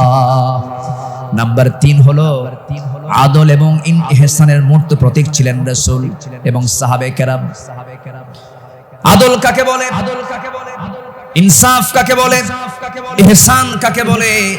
যদি আমরা মডেল হিসেবে গ্রহণ করব আমার নবী এবং সাহাবে কেরামকে, আল্লাহ রাব্বুল আলামিন এই শানে বলেছেন, ইন্নাল্লাহা ইয়ামুরু বিল আদলি ওয়াল ইহসানি ওয়া ইতাই যিল কুরবা ওয়া ইয়ানহা আনিল ফাহশাই ওয়াল মুনকারি ওয়াল বাগি ইয়াইদুকুম লাআল্লাকুম তাযাক্কারুন। জোরে বলুন আল্লাহু আকবার। আমার বন্ধুগণ, আদালত কাকে বলে? সাইয়েদনা ওমর ফারুক রাদিয়াল্লাহু তাআলা আনহু অর্ধ দুনিয়ার শাসনকর্তা, তিনি একদিন ঘোড়া কিনতে গেছেন বাজারে। কি কিনতে গেছেন? ঘোড়া কিনতে গেছেন। আজকের বাজারে যেমন হোন্ডা কিনতে যায়, গাড়ি কিনতে যায়, আগের যুগে মানুষ কিনতে যেত কি? ঘোড়া। সাইয়েদনা ওমর ফারুকের প্রয়োজন, ঘোড়া কিনতে গেছেন। ঘোড়াওয়ালার সঙ্গে কথা বললেন, দামাদামি করে নিলেন, ঘোড়া একটা কিনলেন, দামটা দিয়ে দিলেন, কেনা বেচা হয়ে গেছে, চুক্তি সম্পন্ন হয়ে গেছে। ঘোড়া কিনে নিয়ে বাড়িতে চলে আসবেন। কয়েক মাইল ঘোড়ার পিঠে তিনি চড়েছেন, কয়েক মাইল আসতে না আসতেই তার ঘোড়ার 4টা পা অকেজ হয়ে গেছে। 4 পা যখন অকেজ হয়ে গেছে, সাইয়েদনা ওমর ফারুক একটু খেপে গেলেন, রেগে গেলেন। রেগে গিয়ে সোজা চলে গেছেন সেই ঘোড়াওয়ালার কাছে গিয়ে বলছেন, ঘোড়াওয়ালা তুমি আমাকে এমন ঘোড়া দিলে কেন? যে ঘোড়াটা আমি 4-5 মাইল যেতে না যদি 4টা পাই তার অকেজ হয়ে গেছে, অসুস্থ ঘোড়া দিয়েছ, আমি এই ঘোড়া নেব না। সঙ্গে সঙ্গে ঘোড়াওয়ালা বলছেন, আমিরুল মুমিনিন আমি আপনাকে যে ঘোড়াটা দিয়েছি সুস্থ ঘোড়া দিয়েছি।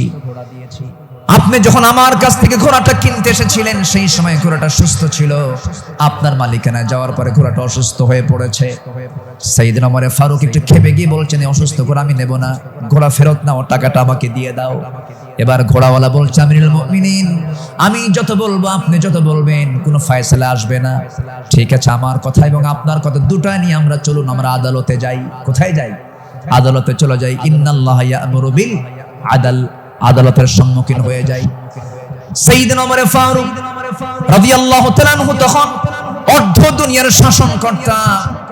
এই কথা শোনার সঙ্গে সঙ্গে তিনি তার সকল কথাকে তিনি অফ করে দিলেন, চোখ মেরে গিয়ে বলছেন, ঠিক আছে ঘোড়াওয়ালা চলো আদালতে হাজির হই, চলো আদালতে ফয়সালা দিয়ে দেবে।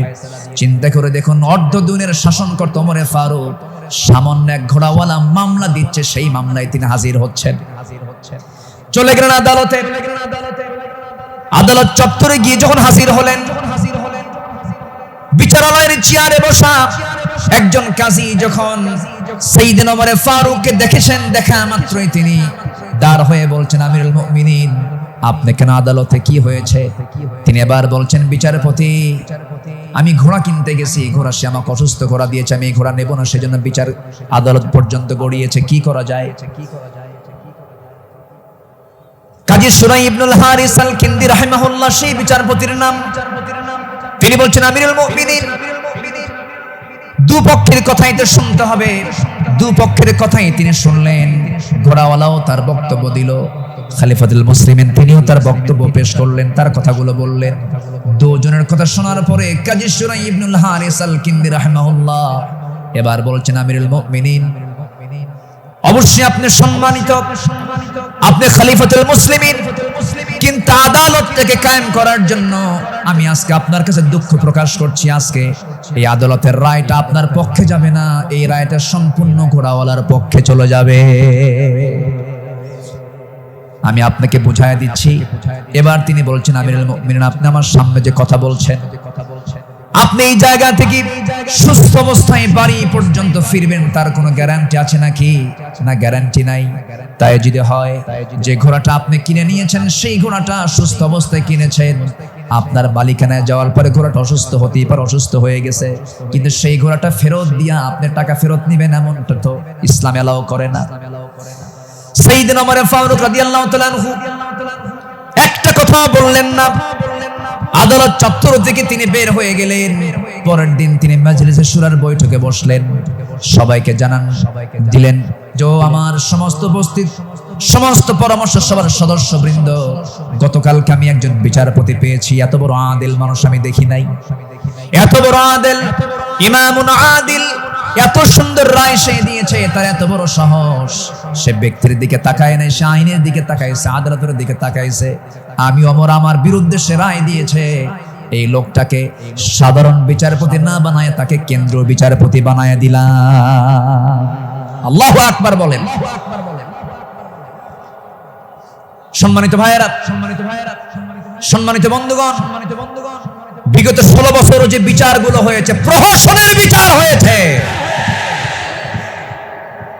অনেক মার কোল তারা শূন্য করেছে, অনেক অনেক আল্লাহর গোলামের উপরে তারা জুলুম করেছে। 2018 সালে হঠাৎ করে আমার বাড়ি চতুর্দিক থেকে কয়েকশো পুলিশ আমার বাড়ি ঘেরাও করে আমাকে ধরতে গেছে। বিশাল বড় সন্ত্রাসী তো ধরতে গেছে। তো বললাম, ভাই কি সমস্যা কি, চলেন থানায় যেতে হবে। থানায় নিয়ে গেল। ওসির সামনে বসে আছি, দেখি ওসির চোখের ভিতরে পানি টলমল করছে, অশ্রুপূর্ণ চোখ। তো বললাম, আপনি কাঁদেন কেন? হুজুর, আমি আপনার খুব ভক্ত। তো ভক্ত তো ধরছেন কেন? বলে যে কি করব হুজুর, চাকরি বাঁচান তো ফরজ, সন্তানাদি আছে, কি করব, উপর থেকে খুব চাপ। হুজুর, আপনি আমাকে মাফ করে দিয়ে, কি করবেন, চাকরি বাঁচান তো ফরজ। আমি বললাম, চাকরি বাঁচান ফরজ, ইমান বাঁচান নফল। মামলা একখান দিয়া চালান দিয়ে দিল, কোর্টে নামঞ্জুর করলো, কোনো মঞ্জুর হবে না। সেখান থেকে নিয়ে চলে গেল জেলখানায়। জেলখানায় ঢুকলাম, ঢুকেই দেখি 80-85 বছরের এক বুড়া মানুষ আমারে দেখে লম্বা একখান সালাম দিয়ে বলে, হুজুর আপনি জেলখানায় ঢুকলেন, খুব খুশি হলাম। তো বললাম, ঢুকলাম জেলখানায়, খুশি হলেন আপনি, ব্যাপারটা কি? বলে, হুজুর দূর থেকে ওয়াজ শুনি, দূর থেকে আলোচনা শুনি, কাছে যেতে পারি না, মুসাফা করতে পারি না, একটু মনের কথাগুলো বলবো তাও পারি না। কত সুন্দর আপনি আমার কাছে ধরা দিলেন, দোয়া করে জেলখানায় থাকে। তো আমি এখন উল্টা মুরব্বিকে বললাম, চাচা আপনি জেলখানায় কেন এই বুড়া বয়সে, নাতিপুতি থুইয়া? তো বলতেছে, বাবা কি বলবো, বোমা হামলা মানে কামান নামে বোমার মামলা দিয়েছে, আমি নাকি বোমা মেরেছি।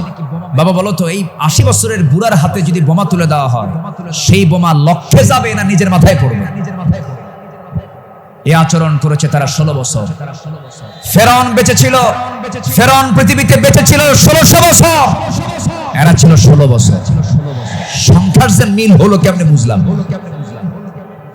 ফেরাউনের যে চরিত্র, এদের সেই একই চরিত্র তারা প্রকাশ করেছিল 16 বছর।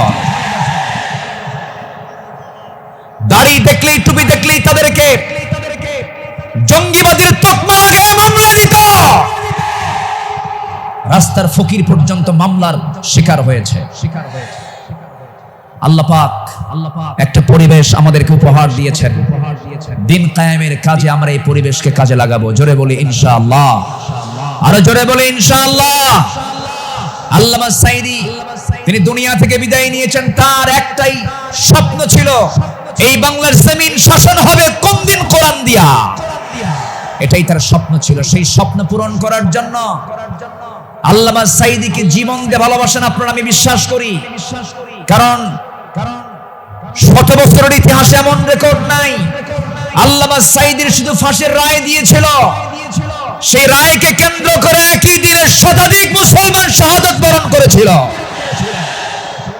সম্মানিত ভাইয়েরা, তার যে স্বপ্ন এই দেশ আল্লাহর জমিন, আল্লাহর জমিন আল্লাহর দিন কায়েম হোক, সেই জমিনে দিন কায়েম হওয়ার জন্য যদি বুকের তাজা প্রাণ ঢেলে দিতে হয়, বুকের তাজা রক্ত ঢেলে দিতে হয়, জানমাল দিতে হয়, সবাইকে রাজি আছেন? রাজি আছেন কারা কারা? হাত উঁচু করে দেখান মুসলমান।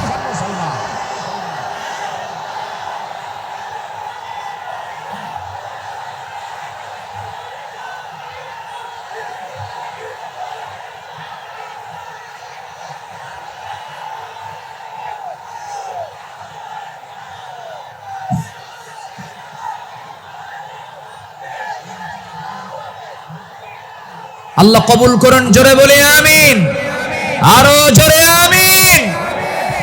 হাত নামান, বসুন। আমি তো দাঁড়াতে বলি নাই, আপনি দাঁড়ালেন কেন? জি, বসে পড়ুন।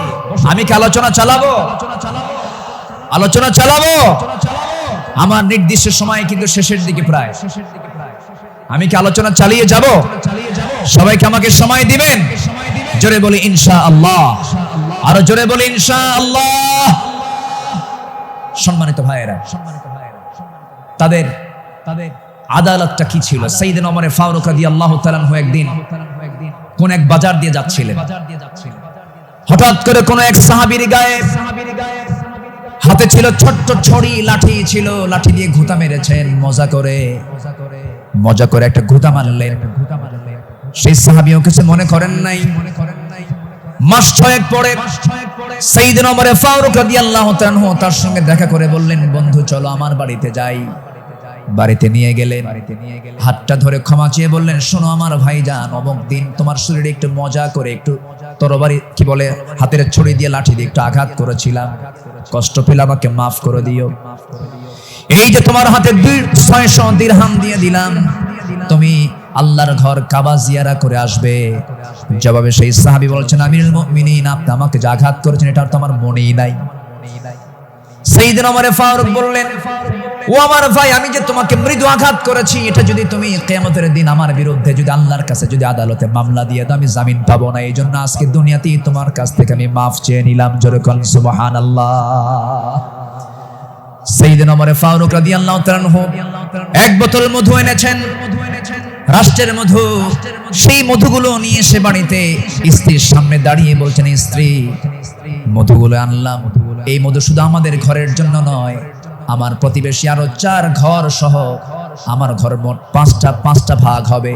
তোমাকে দায়িত্ব দিলাম, এই মধুটা ভাগ করো। স্ত্রীকে মধু ভাগের দায়িত্ব দিয়ে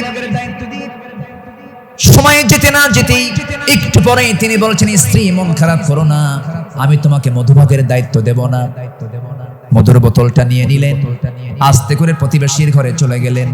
প্রতিবেশীকে ডাক দিয়ে বলছেন, প্রতিবেশী, যে মধুর বোতলটা তোমাকে দিলাম সমান 5 ভাগে ভাগ করবে, একটা ভাগ তুমি আমাকে দিবে, বাকি 4 ভাগ তোমরা সব ভাগ করে নেবে।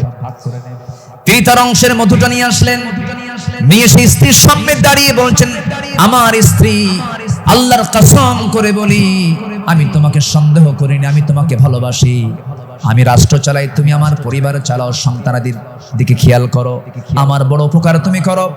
আমি তোমাকে সন্দেহ করে তোমার হাত থেকে মধুর বোতল আমি নেই নাই, আমি নিয়েছি। এই কারণটা হলো এই যে মধু তুমি যখন ভাগ করতে যাবে, যদিও সমান ভাগে ভাগ করবে, কিন্তু মধু হলো তরল জিনিস।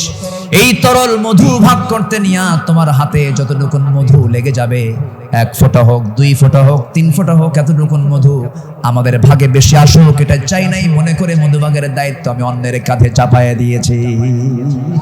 জোরে বলি আল্লাহু আকবার। ইন্নাল্লাহা ইয়া'মুরু বিল আদল ওয়াল ইহসান। আল্লাহু আকবার বলি। নাম্বার 4 হলো 10টা পয়েন্ট, একটু কান লাগান, খরগোশের মতো কানটা একটু খাড়া করে মনোযোগ দিয়ে সবাই মনোযোগ দিয়ে শুনুন। নাম্বার 4 হলো শ্রেষ্ঠত্বের কাতারে থেকেও নিরহংকার হয়ে অসহায় সাধারণের সাথে মিশে যাওয়া সাহাবে কেরামদের বৈশিষ্ট্য ছিল, আমার নবীর বৈশিষ্ট্য ছিল। আল্লাহ রাব্বুল আলামিন অর্ডার করেছেন وَأَخْفِضْ جَنَاحَكَ لِمَنِ اتَّبَعَكَ مِنَ الْمُؤْمِنِينَ। সূরা শুআরা 215 নম্বর আয়াত। মুমিনদের মধ্যে যারা তোমার অনুসরণ করে তাদের প্রতি তোমার বাহুকে অবনত করো, তাদের জন্য তুমি সুন্দর করে তাদের পাশে দাঁড়িয়ে যাও, দিলটা নরম করে তাদের সঙ্গে কথা বলো। জোরে বলি সুবহানাল্লাহ। আমার বন্ধুগণ, সাইয়েদনা আবু বকর সিদ্দিক রাদিয়াল্লাহু আনহুর খেলাফত আমল চলছিল। সাইয়েদনা আবু বকর রাদিয়াল্লাহু তাআলা আনহু সেই সময় যখন তিনি খেলাফত পেলেন, নতুন যখন তিনি দায়িত্ব পেলেন, খেলাফত গ্রহণ যখন তিনি করলেন, নতুন খলিফা হয়েছেন, এই খেলাফতের সংবাদ পেয়ে অনেকে আনন্দ প্রকাশ করছে, সুন্দর একজন খলিফা আমরা পেয়েছি। কিন্তু ওই মদিনার ছোট্ট একটা গ্রামের একজন মহিলা অঝরে ঝাড়ে কাঁদতেছে, কান্নায় এসে ভেঙে পড়ছে। সবাই বলল, মহিলা তুমি কান্দো কেন? ও নারী তুমি কান্দো কেন? ও মহিলা তুমি কান্দো কেন? কান্নার হেতুটা কি? সঙ্গে সঙ্গে মহিলা বলতেছে, কান্নার কারণ হলো এমন একজন ব্যক্তি খেলাফতের দায়িত্ব পেয়েছে যে লোকটা আমার বাড়ির প্রত্যেকদিন ছাগলটা দহন করে যেত, ছাগলের দুধটা দহন করত। আজকে সে খেলাফতের দায়িত্ব পেল, কিন্তু আমার এই ছাগলের দুধটা দহন করার মতো লোক আর আমি পাবো না, এই জন্য আমি কান্দি। ওই মহিলার কান্না যখন সাইয়েদনা আবু বকরের কানে যখন সংবাদটা চলে গেছে, ওই মহিলার সামনে দাঁড়িয়ে বলছেন, মহিলা কেঁদো না, আমি খলিফার দায়িত্ব পেয়েছি, খেলাফতের দায়িত্ব পেয়েছি বলে তোমার দায়িত্ব আমি পালন করব না, ভুল কথা। আমার দায়িত্ব এটা রয়ে যাবে, আমার খেলাফতের দায়িত্ব রয়ে যাবে। জোরে বলেন সুবহানাল্লাহ। ইবনে আসাকার বলেন, সিরাত গ্রন্থে এসেছে সাইয়েদনা আবু বকর সিদ্দিক রাদিয়াল্লাহু তাআলা আনহু একটা গ্রাম ছিল, একটা পল্লী ছিল, ছোট্ট একটা মহল্লা ছিল। ওই মহল্লার প্রত্যেক ঘরে ঘরে গিয়ে সাইয়েদনা আবু বকর প্রত্যেক ঘরের ছাগলগুলোর দুধ তিনি দহন করে দিয়ে আসতেন। জোরে বলেন সুবহানাল্লাহ। আরো জোরে বলি সুবহানাল্লাহ। শ্রেষ্ঠত্বের কাতারে থেকেও নিরহংকারী হয়ে তারা জনগণের খাদেম ছিলেন, জনগণের খেদমত তারা করেছেন। রাতের বেলা একদিন তিনি খালি পায়ে হাঁটতেছেন। কি পায়ে বলেন? খালি পায়ে হাঁটতেছেন। সাইয়েদনা ওমর ফারুক দেখে বলছেন, আমিরুল মুমিনিন আপনি খালি পায়ে হাঁটেন কেন? পাথরের আঘাতে আপনার চামড়া ফেটে তো রক্ত বের হয়ে যাবে, আপনি আহত হয়ে পড়বেন, রক্তাক্ত হয়ে যাবেন। তিনি বলছেন, ভাই ওমর, এই রাতের গভীর রাত্রিতে, গভীর নিশীথে আমি যদি জুতা পায়ে হাঁটতে যাই, পাথরের সাথে জুতার একটা আঘাত লাগবে, একটা শব্দ সৃষ্টি হয়ে যাবে। এই শব্দে যদি আমার নাগরিকের যদি ঘুমের ব্যাঘাত হয়, কিয়ামতের দিন আমাকে তার জন্য আসামির কাঠ গড়ায় দাঁড়াতে হবে। জোরে বলি আল্লাহু আকবার। ঢাকা থেকে নেতা আসিতেছেন চট্টগ্রাম, ঢাকা চট্টগ্রামের রোড 4 ঘন্টা বন্ধ। এমন নেতৃত্ব আমরা চাই না। আমরা শাসক দেখতে চাই, জনগণের শাসক। ঠিক কিনা? আমরা কিসের শাসক দেখতে চাই? যাকে দেখলে ওমরের কথা মনে হবে, যাকে দেখলে আবু বকরের কথা মনে হবে, যাকে দেখলে ওসমানের কথা মনে হবে। একটা ওমর আল্লাহ পাক তুমি বাংলার জমিনে দিয়ে দাও। জোরে বলি আল্লাহুম্মা আমিন। সাইয়েদনা আবু বকর সিদ্দিক রাদিয়াল্লাহু তাআলা আনহু। খেলাফত মানে কি? একটা দেশের তিনি রাষ্ট্রপ্রধান। রাতের বেলা তিনি চলে গেছেন হলো প্রতিবেশীর ঘরে। কোন প্রতিবেশী? যে প্রতিবেশীর স্বামী নাই, ছেলে নাই, মেয়ে নাই। যেই মহিলার তিনি খেদমত করতে গেছেন তার চোখটাও নাই, বয়োবৃদ্ধ জ্ঞান বৃদ্ধ একজন নারী, সচেতন একজন নারী। তিনি তার খেদমত করার জন্য খেলাফতের দায়িত্ব পাওয়ার পরও তিনি চলে গেছেন। দরজায় নক করেছেন, খেদমত করলেন, বের হয়ে আসছেন। পরের রাত্রিতে সাইয়েদনা ওমর ফারুক রাদিয়াল্লাহু আনহু তিনি ভাবলেন, আমার ভাই আবু বকর তো খেলাফতের দায়িত্ব পেয়েছেন, উনি কি খেদমত করতে পারছেন কিনা জানি না, উনি চলে গেছেন খেদমত করার জন্য। দরজায় তিনি নক করেছেন, বুড়িমা আপনার খেদমতের জন্য আমি এসেছি, আমি ওমর আসছি। কে প্রয়োজন নেই। কেন? কিছুক্ষণ আগে একজন খেদমত করে চলে গেছে। উনি ভাবলেন যে খেদমতটা কে করতে পারে। পরপর তিনি 3 রাত ওই বুড়ি মহিলার ঘরের পাশে গিয়ে আড়ালে তিনি দাঁড়ালেন, খুঁজে পাচ্ছেন না, কখন ঢোকে তাও টের পাওয়া যায় না। তৃতীয় রাত্রিতে তিনি বুঝতে পারলেন একটা মানুষ খালি পায়ে ভিতরে ঢুকলো, কিন্তু অন্ধকার তো দেখতে পান না। ভিতরে ঢুকে খেদমত করে বের হতে নিলেই পিছন দিক থেকে ওমর ফারুক তার হাত চেপে ধরেছেন। চেপে ধরেই দেখেন কেউ না, খলিফা আবু বকর সিদ্দিক রাদিয়াল্লাহু তাআলা। তিনি বললেন, আমিরুল মুমিনিন, একটা রাষ্ট্র পরিচালনা করতে নিয়ে কত পরিশ্রম করতে হয়। রাতের বেলা বিশ্রামের প্রয়োজন হয়, দিনের বেলাও পরিশ্রম করেন, রাতের বেলা এমনটা করলে আপনি অসুস্থ হয়ে পড়বেন, অন্তত আমাদের কিছু খেদমতের জন্য আমাদের কিছু কাজ রেখে দেন। তিনি বলছেন, ভাই ওমর, হাসরের ময়দানে আমার আমলনামা তোমার পিঠে যাবে না, আমার কাজ আমাকে করতে দাও। মৃত্যুর দিন পর্যন্ত তিনি ওই মহিলার খেদমত করে তিনি দুনিয়া থেকে বিদায় নিয়েছেন। দ্বিতীয় খলিফা ওমর ফারুক রাদিয়াল্লাহু তাআলা যখন খেলাফতের দায়িত্ব পেলেন, ওই মহিলা জানেন না প্রথম খলিফা ইন্তেকাল করেছেন। খেলাফতের দায়িত্ব যেদিন পেয়েছেন সেই দিনই রাত্রে বেলায় ওমর ফারুক তিনি চলে গেছেন মহিলার ঘরে। দরজায় নক করে ভিতরে ঢুকেছেন, মহিলা জানেন না খাদেম চেঞ্জ হয়েছে। ভিতরে তিনি সব কাজগুলো করলেন, রান্না বান্না করে দিলেন, কাপড় চোপড় ধুয়ে দিলেন, খাবার দাবার ধুয়ে দিয়ে পরিষ্কার করে তিনি বের হয়ে আসলেন। মহিলা অন্ধ মানুষ, বসেছেন খাবার খেতে, সামনে খেজুর নিয়ে যখন বসেছেন, খেজুর একটা মুখে নেওয়া মাত্রই দাঁতের নিচে যখন খেজুরের বিচি যখন পড়ে গেছে, সঙ্গে সঙ্গে মহিলা বলতেছেন, ইন্না লিল্লাহ। তিনি চোখের পানি ফেলে দিয়া কেঁদে কেঁদে বলতেছেন, বুঝতে পেরেছি আমার আসল খাদেম আবু বকর আর দুনিয়াতে নাই। আমার আবু বকর যখন আমার খেদমত করতে আসতো, যখন সে খেজুরগুলো আমাকে ধুয়ে দিত, শুধু ধুয়েই দিত না, খেজুরগুলো ধুয়ে ভিতরের যে বিচিগুলো আছে বিচিগুলো সরায়া আমার সামনে রেখে দিত, যেন আমার খেতে কোনো কষ্ট না হয়। জোরে বলে সুবহানাল্লাহ, আর জোরে বলে সুবহানাল্লাহ। শাসক ছিলেন, শাসকের কাতারে থেকেও তারা নিরহংকারী হয়ে জনগণের সেবা করেছেন। আল্লাহু আকবার বলে।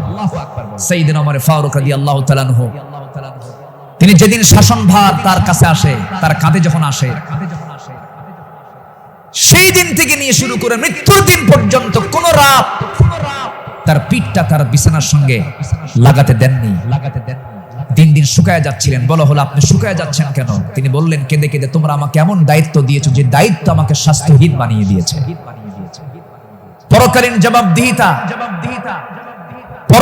জবাবদিহিতার অনুভূতি ছাড়া একটা শাসক কখনো ভালো হতে পারে না। আসতে বলবেন না, জোরে বলুন ঠিক কিনা। অতএব সেই গদির সমস্যার সমাধানের জন্য আমরা চাই যোগ্য, সৎ, আল্লাহওয়ালা, কোরআন প্রেমিক একজন শাসক আমরা চাই। আল্লাহ কবুল করুন, আল্লাহ কবুল করুন। এই কথাটা কেন বললাম? কারণ এখন যে সরকারটা আছে এটা কি স্থায়ী না অস্থায়ী? এজন্য আলোচনার মধ্যে এই ফাঁকে এই কথাটা একটু বলে ফেললাম। সম্মানিত ভাইয়েরা, আমার সময় তো ফুরে যাচ্ছে, আমাকে শেষ করতে হবে। শেষ কি করে দেব? আলোচনা চলুক, হুজুর মরুক। জি, জোরে বলি ইনশাআল্লাহ। জি, আল্লাহ কবুল করুন, জোরে বলি আমিন। নাম্বার 5, সকল দুর্নীতি এবং অন্যায়ের বিরুদ্ধে কঠোর অবস্থান। আমার নবীরও ছিল, সাহাবে কেরামদের মাঝে এই বিষয়ে তারা খুব সতর্ক থাকতেন। আল্লাহ রাব্বুল আলামিন বলেন, ওয়ালা তাকুলু আমওয়ালাকুম বাইনাকুম বিল বাতিলি ওয়া তুদলু বিহা ইলাল হুক্কামি লিতাকুলু ফারীকাম মিন আমওয়ালিন নাসি বিল ইসমি ওয়া আনতুম তা'লামুন। জোরে বলুন আল্লাহু আকবার।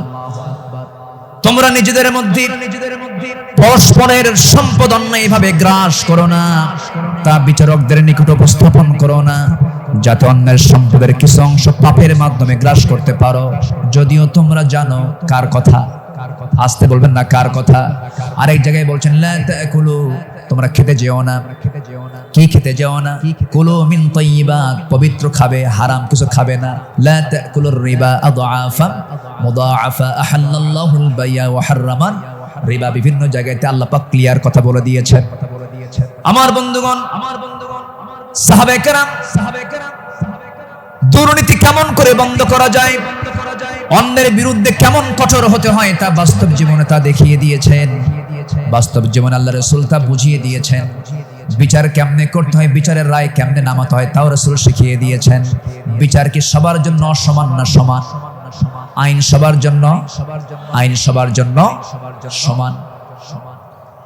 আমার নবীজি বসে আছেন, একটা বিচার আসলো। এক সম্ভ্রান্ত পরিবারের মহিলা কন্যা সন্তান চুরি করে ধরা পড়েছে। রাসূল বললেন কোনো কথা নাই, হাত কাটো, হাত কেটে ফেলো। রাসূল অর্ডার দিলেন। আমার নবীর উপরে কথা বলার কোনো সাহস কারো নাই। ওই সম্ভ্রান্ত পরিবারের লোকজন এসে সাইয়েদনা ওমর ফারুককে বিভিন্ন কিছু বুঝাইয়া দিয়ে বলছেন, আপনি যদি রাসূলকে সুপারিশ করেন হয়তো রাসূল শুনতে পারেন।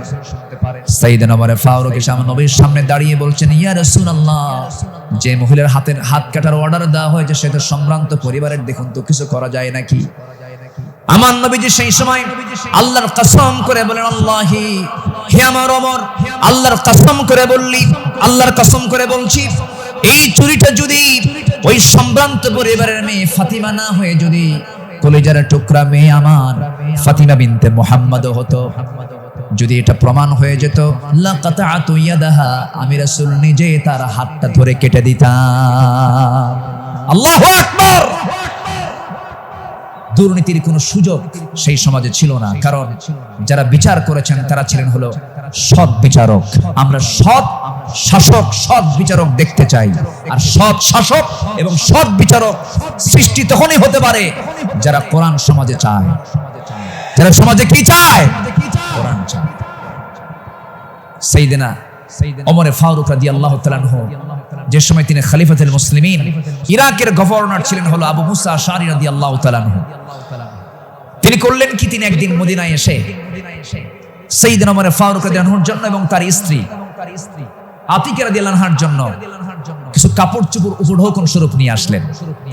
নিয়ে এসে তার সামনে দাঁড়িয়ে বলছেন, আমিরুল মুমিনিন, আপনার জন্য, এই যে আপনার জন্য কিছু কাপড় উপঢৌকন নিয়ে এসেছি। তিনি মুস্কি হাসি মারলেন।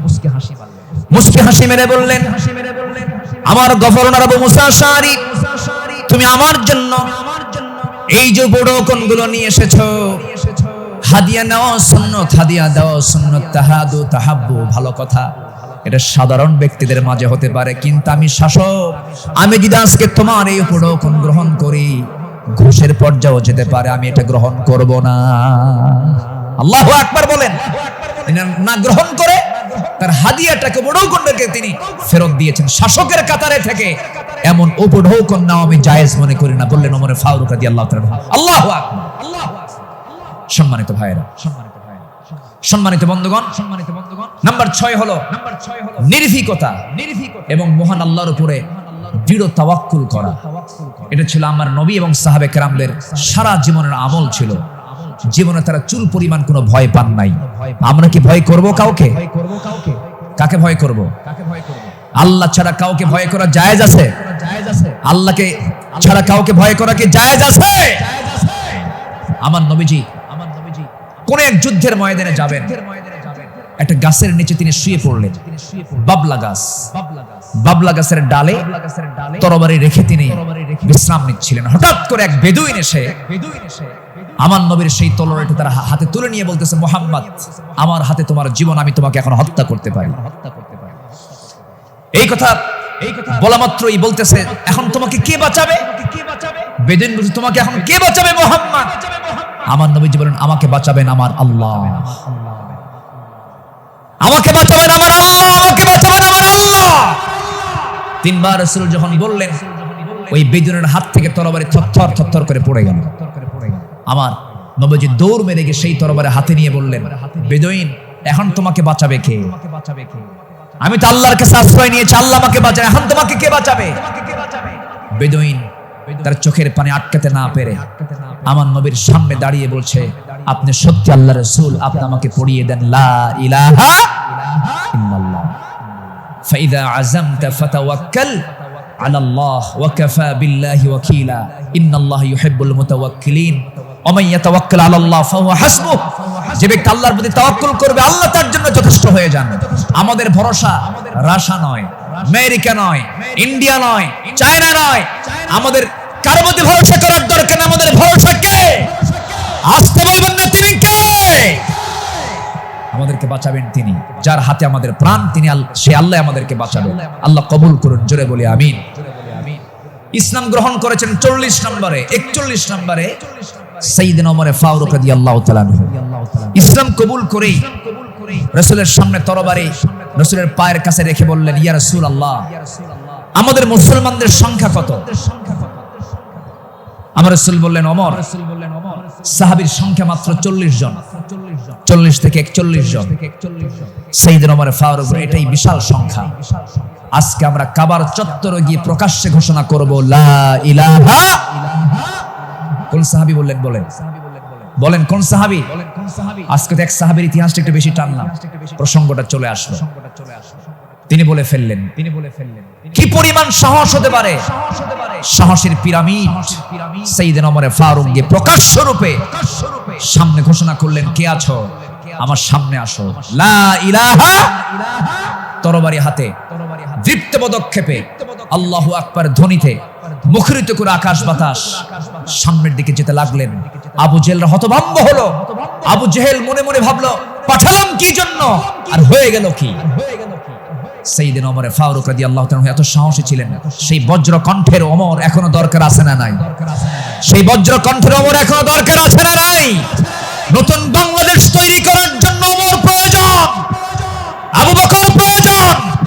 আমরা আবু বকরের মতো দৃঢ়চেতা হব, ওমরের মতো সাহসী হব, ওসমানের মতো ধৈর্যশীল হব, আলীর মতো লড়াকু সৈনিক হয়ে বাতিল শক্তির মোকাবেলায় আমরা ঝাঁপিয়ে পড়ব প্রয়োজনে।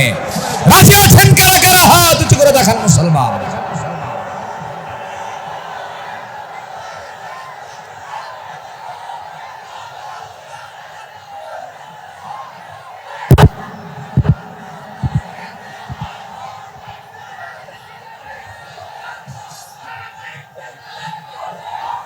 আল্লাহ কবুল করুন, জোরে বলে আমিন, আরো জোরে আমিন। আল্লামা ইকবাল এই জন্য সাহাবাদের ভূমিকা বর্ণনা করে বর্তমান সময়ের মুসলিমদের দুরবস্থা নিয়ে আফসোস করে তিনি একটা লাইন বলেছেন। তিনি কি বলেছেন? सफहा वर से बातिल को मिटाया किसने, नुए इंसान को गुलामी से छुड़ाया किसने, मेरे काबे को ज़मीनों से बचाया किसने, मेरे कुरान को सीनों से लगाया किसने, थे तू अबाओ तुम्हारे ही मगर तुम क्या हो, हद पर हद दहरे मुंतज़िरे फरदा हो।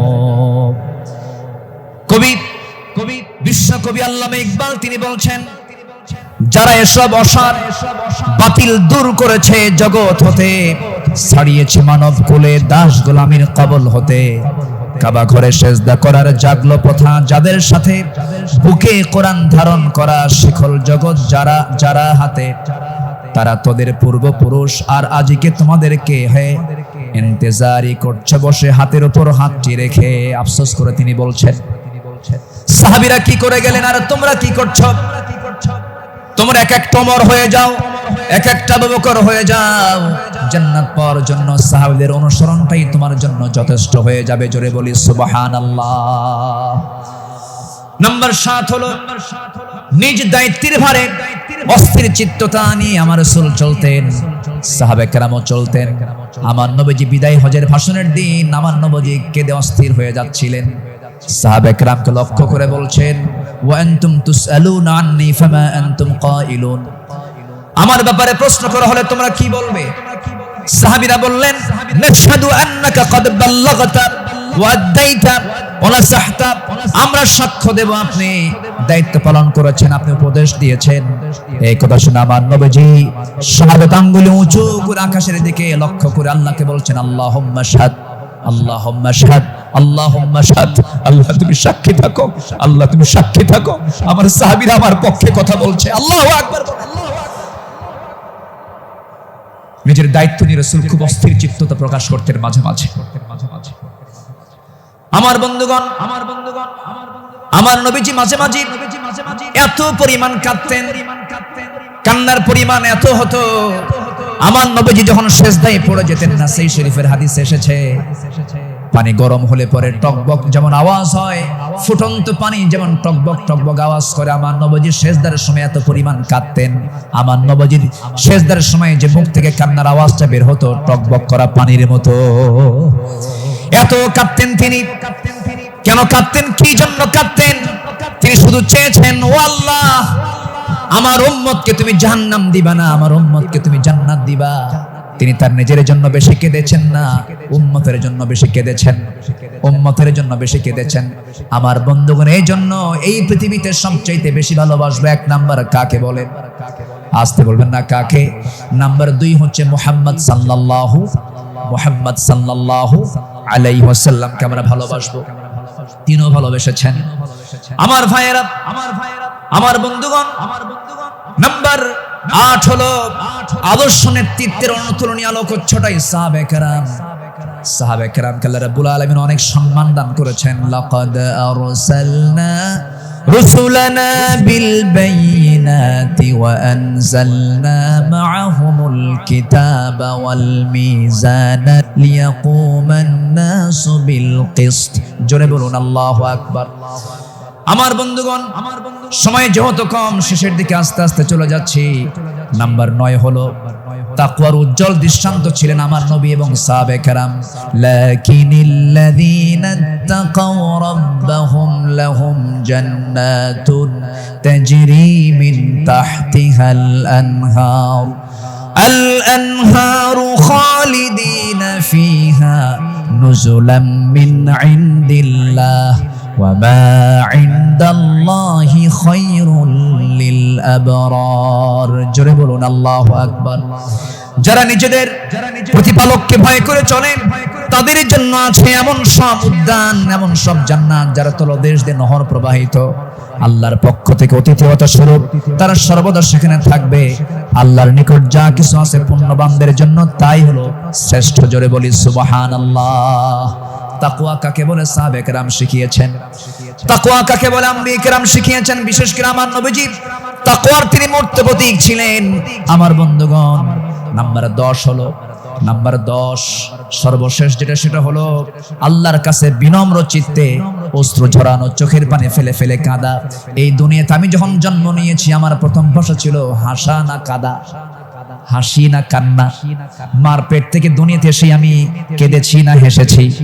কেঁদেছি। মূলত এই জায়গাটা হলো, এই দুনিয়াটা হলো কান্নাকাটি করার জায়গা। হাসির জায়গা হলো জান্নাত, আনন্দের জায়গা হলো জান্নাত। জান্নাতে গিয়ে বান্দার জীবনের সমস্ত আনন্দ সেই জান্নাতি সে ভোগ করবে। হুজিবাতুল জান্নাতু বিল মাকারিহ হুজিবাতুন নারু বিশ শাহাওয়াত। আমার বন্ধুগণ, আমার নবীজি যখন কাঁদতেন, অস্থির হয়ে যেতেন, তার চোখের কোনা বেয়ে টপ টপ করে পানি পড়তো, দাড়িগুলো ভিজে যেত, কপাল ফুলে যেত, হাঁটুগুলো ফুলে যেত। ঘন্টার পরে ঘন্টা সিজদায় পড়ে কেঁদেছেন, কারণ আল্লাহ পাক তার শানে বলেছেন, ওয়া মিনাল লাইলি ফাতাহাজ্জাদ বিহি নাফিলাতাল লাক আসা আন ইয়াবআসাকা রাব্বুকা মাকামান মাহমুদা। জোরে বলুন আল্লাহু আকবার। আরেক জায়গায় বলছেন, ওয়াল্লাযীনা ইয়াবিতুনা লিরাব্বিহিম সুজদান ওয়া কিয়ামা ওয়াল্লাযীনা ইয়াকুলুনা রাব্বানা ইসরিফ আন্না আযাবা জাহান্নাম ইন্না আযাবাহা কানা গরামান ইন্নাহা সাআত মুস্তাকাররাও ওয়া মুকামা। আল্লাহর যারা বান্দা হবে, রাত গভীর হয়ে যাবে, সবাই ঘুমের সাগরে হাবুডুবু খাবে, কিন্তু আল্লাহর পছন্দের বান্দা যারা, তারা তো জানেই আল্লাহ সব সময় প্রথম আকাশে আসেন না। আল্লাহ তাআলা প্রথম আকাশে আসেন কোন সময় বলুন? কোন সময়? কোন সময়? কোন সময়? কোন সময়? শেষ রাত্রিতে চলে আসেন। ফিস সামাঈদ দুনিয়া আলা মিন মুস্তাগফিরিন ফাগফির লাহ। কোন ক্ষমা প্রার্থী আছে আমার কাছে ক্ষমা চাবে, সেই সময় আল্লাহ পাক দুনিয়ার আকাশে চলে আসেন। আল্লাহর পছন্দের বান্দা এই চান্সটা ছেড়ে দেন না। শেষ রাত্রে উঠে চোখের পানি ফেলে শিশুর মতো যারা কান্নাকাটি করবে, আল্লাহর কাছে যারা রোনাজারি করবে, আপনি কি জানেন 7 সমুদ্রের পানি দিয়ে জাহান্নাম নিভতে পারে না, কিন্তু বান্দা যদি আল্লাহর ভয়ে 1 ফোঁটা চোখের পানি ফেলতে পারে, 1 ফোঁটা চোখের পানি 7টা জাহান্নামকে নিভাইয়া দিতে পারে। আমরা কাঁদবো কার কাছে? আসতে বলবেন না, কাঁদবো কার কাছে? পৃথিবীতে কান্নাকাটি করার জায়গা কয়টা? বলেন কয়টা জায়গা? এক জায়গা। কার কাছে? আল্লাহর কাছে আমরা চোখের পানি ফেলে ফেলে কাঁদবো, আল্লাহর কাছে আমরা রোনাজারি করব। পৃথিবীর মানুষের কাছে কাঁদবেন, কেউ বলবো ফিনাতে এমনি কাঁদতে, কোন একটা লক্ষ্য আছে, মতলব খারাপ। কত কি বলবে, স্বামী তার বউয়ের কাছে কাঁদবে, বউ তার স্বামীর কাছে কাঁদবে, ছেলে বাবার কাছে কাঁদবে, বাবা ছেলের কাছে কাঁদবে, সেখানে কিছু স্বার্থ থাকতে পারে। কিন্তু বান্দা যদি শুধুমাত্র আল্লাহর জন্য কাঁদতে পারে, আল্লাহ রাব্বুল আলামিন তার বান্দার সেই কান্নার পরিপূর্ণ জাযা, পরিপূর্ণ পুরস্কার সেই বান্দার হাতে তুলে দিবেন। এই জন্য আমরা চোখের পানি খরচ করব কার জন্য? আসতে বলবো না, কার জন্য আমরা খরচ করব? ইন্নাল্লাযীনা উতুল ইলমা মিন ক্বাবলিহি ওয়া ইযা ইউতলা আলাইহিম ইয়াখিরুনা লিল আযকানি সুজদা। সূরা বনী ইসরাঈল 107 নম্বর আয়াত। যাদেরকে এর পূর্বে জ্ঞান দান করা হয়েছে, তাদের সামনে যখন আবৃত্তি করা হয়, তখন তারা বিনয়ের সাথে কাঁদতে কাঁদতে ভূমিতে জমিনে তারা লুটিয়ে পড়ে। ইয়াখিরুনা লিল আযকানি সুজদা। এই জন্য আমরা কাঁদবো, চোখের পানি যদি ফেলতে চাই, একমাত্র ফেলবো আমরা কার জায়গায়? কার কাছে? বলেন কার কাছে? কার কাছে? আল্লাহর কাছে। সাইয়েদনা ওমর ফারুক রাদিয়াল্লাহু তাআলা একদিন বসে আছেন, তার পাশে এক সাহাবী বসে একটা হাদিস বর্ণনা করছিলেন। মিসকাল হাববাতিন মিন কিবার, যার মধ্যে যারা পরিমাণ অহংকার কাজ করবে, লা ইয়াদখুলুল জান্নাহ, সে ব্যক্তি জান্নাত পাবে না। ওমর ফারুক সেই জায়গা থেকে লাফ মেরে গিয়ে জমিনে লুটিয়ে পড়লেন। গোটা শরীর তিনি ধুলায় মলিন করলেন, আর বললেন, ওমর, তোকে মানুষ খলিফা বলে, তোকে মানুষ শাসক বলে, ওমর তোর মধ্যে মনে হয় অহংকার ঢুকে গেছে, আল্লাহ তোকে মাফ করবে না। আকাশের দিকে দুটো হাত তুলে আফসোস করে বলছেন, আকাশের মালিক আল্লাহ, তুমি যদি গোটা দুনিয়ার সমস্ত মানুষকে তুমি যদি জান্নাত দিয়ে দাও, আর একজন ব্যক্তিকে যদি জাহান্নাম দিয়ে দাও, আমার মনে হয় আমি ওমর সে একজন ব্যক্তি, জাহান্নাম আমি যাব মনে হয় আমার সে আমল নাই, আল্লাহ আমাকে মাফ করে দিও, আল্লাহ আমাকে ক্ষমা করে দিও। এরকম করে তারা আল্লাহর সামনে চোখের পানি ফেলে ফেলে কেঁদেছেন। একজন সাহাবীর কাছে মুনাফিকের তালিকা ছিল, সেই সাহাবীর কাছে মাঝে মাঝে ওমর ফারুক যেতেন, গিয়ে বলতেন, ভাই ওমর, দেখো তো মুনাফিকের তালিকার মধ্যে আমি ওমর, আমার নামটা আছে নাকি? আমার নামটা আছে নাকি? সাহাবী বলতেন, ভাই ওমর, আপনার নাম থাকবে কেন? আপনি তো জান্নাহ, ওমর ফিল জান্নাহ। তিনি উত্তরে বলতেন, ভাই রে, আমার মন বলছে কেন যেন মনে হয় আমি কি মুনাফিকের কাতারে চলে গেলাম কিনা।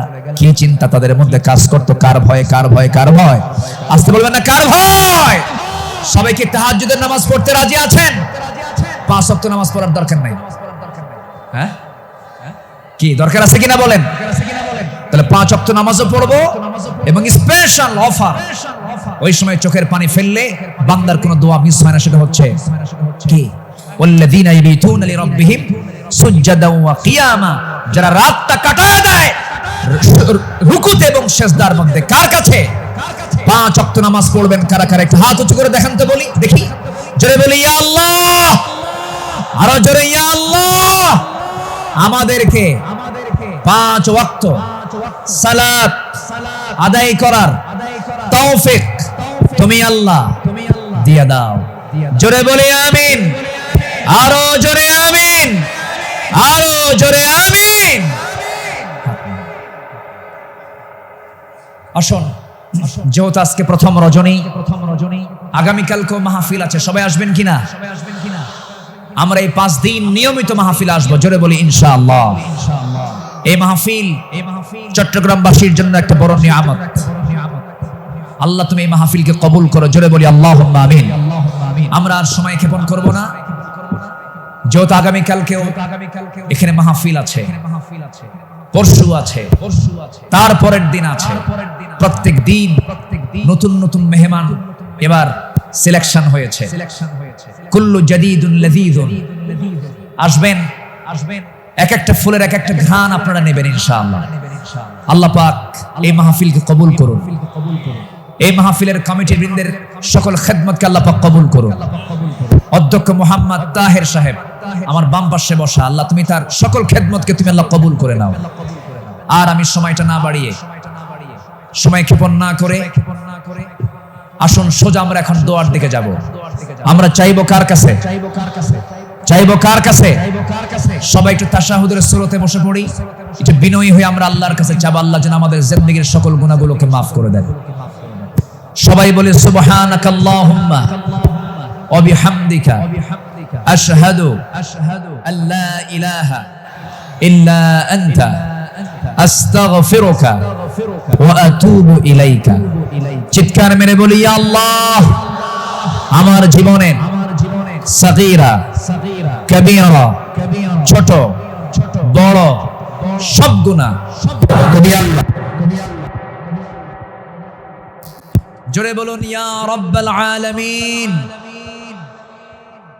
রব্বানা যালামনা أنفسنا وإن لم تغفر لنا وترحمنا لنكونن من الخاسرين ربنا لا تزغ قلوبنا بعد إذ هديتنا وهب لنا من لدنك رحمة إنك أنت الوهاب।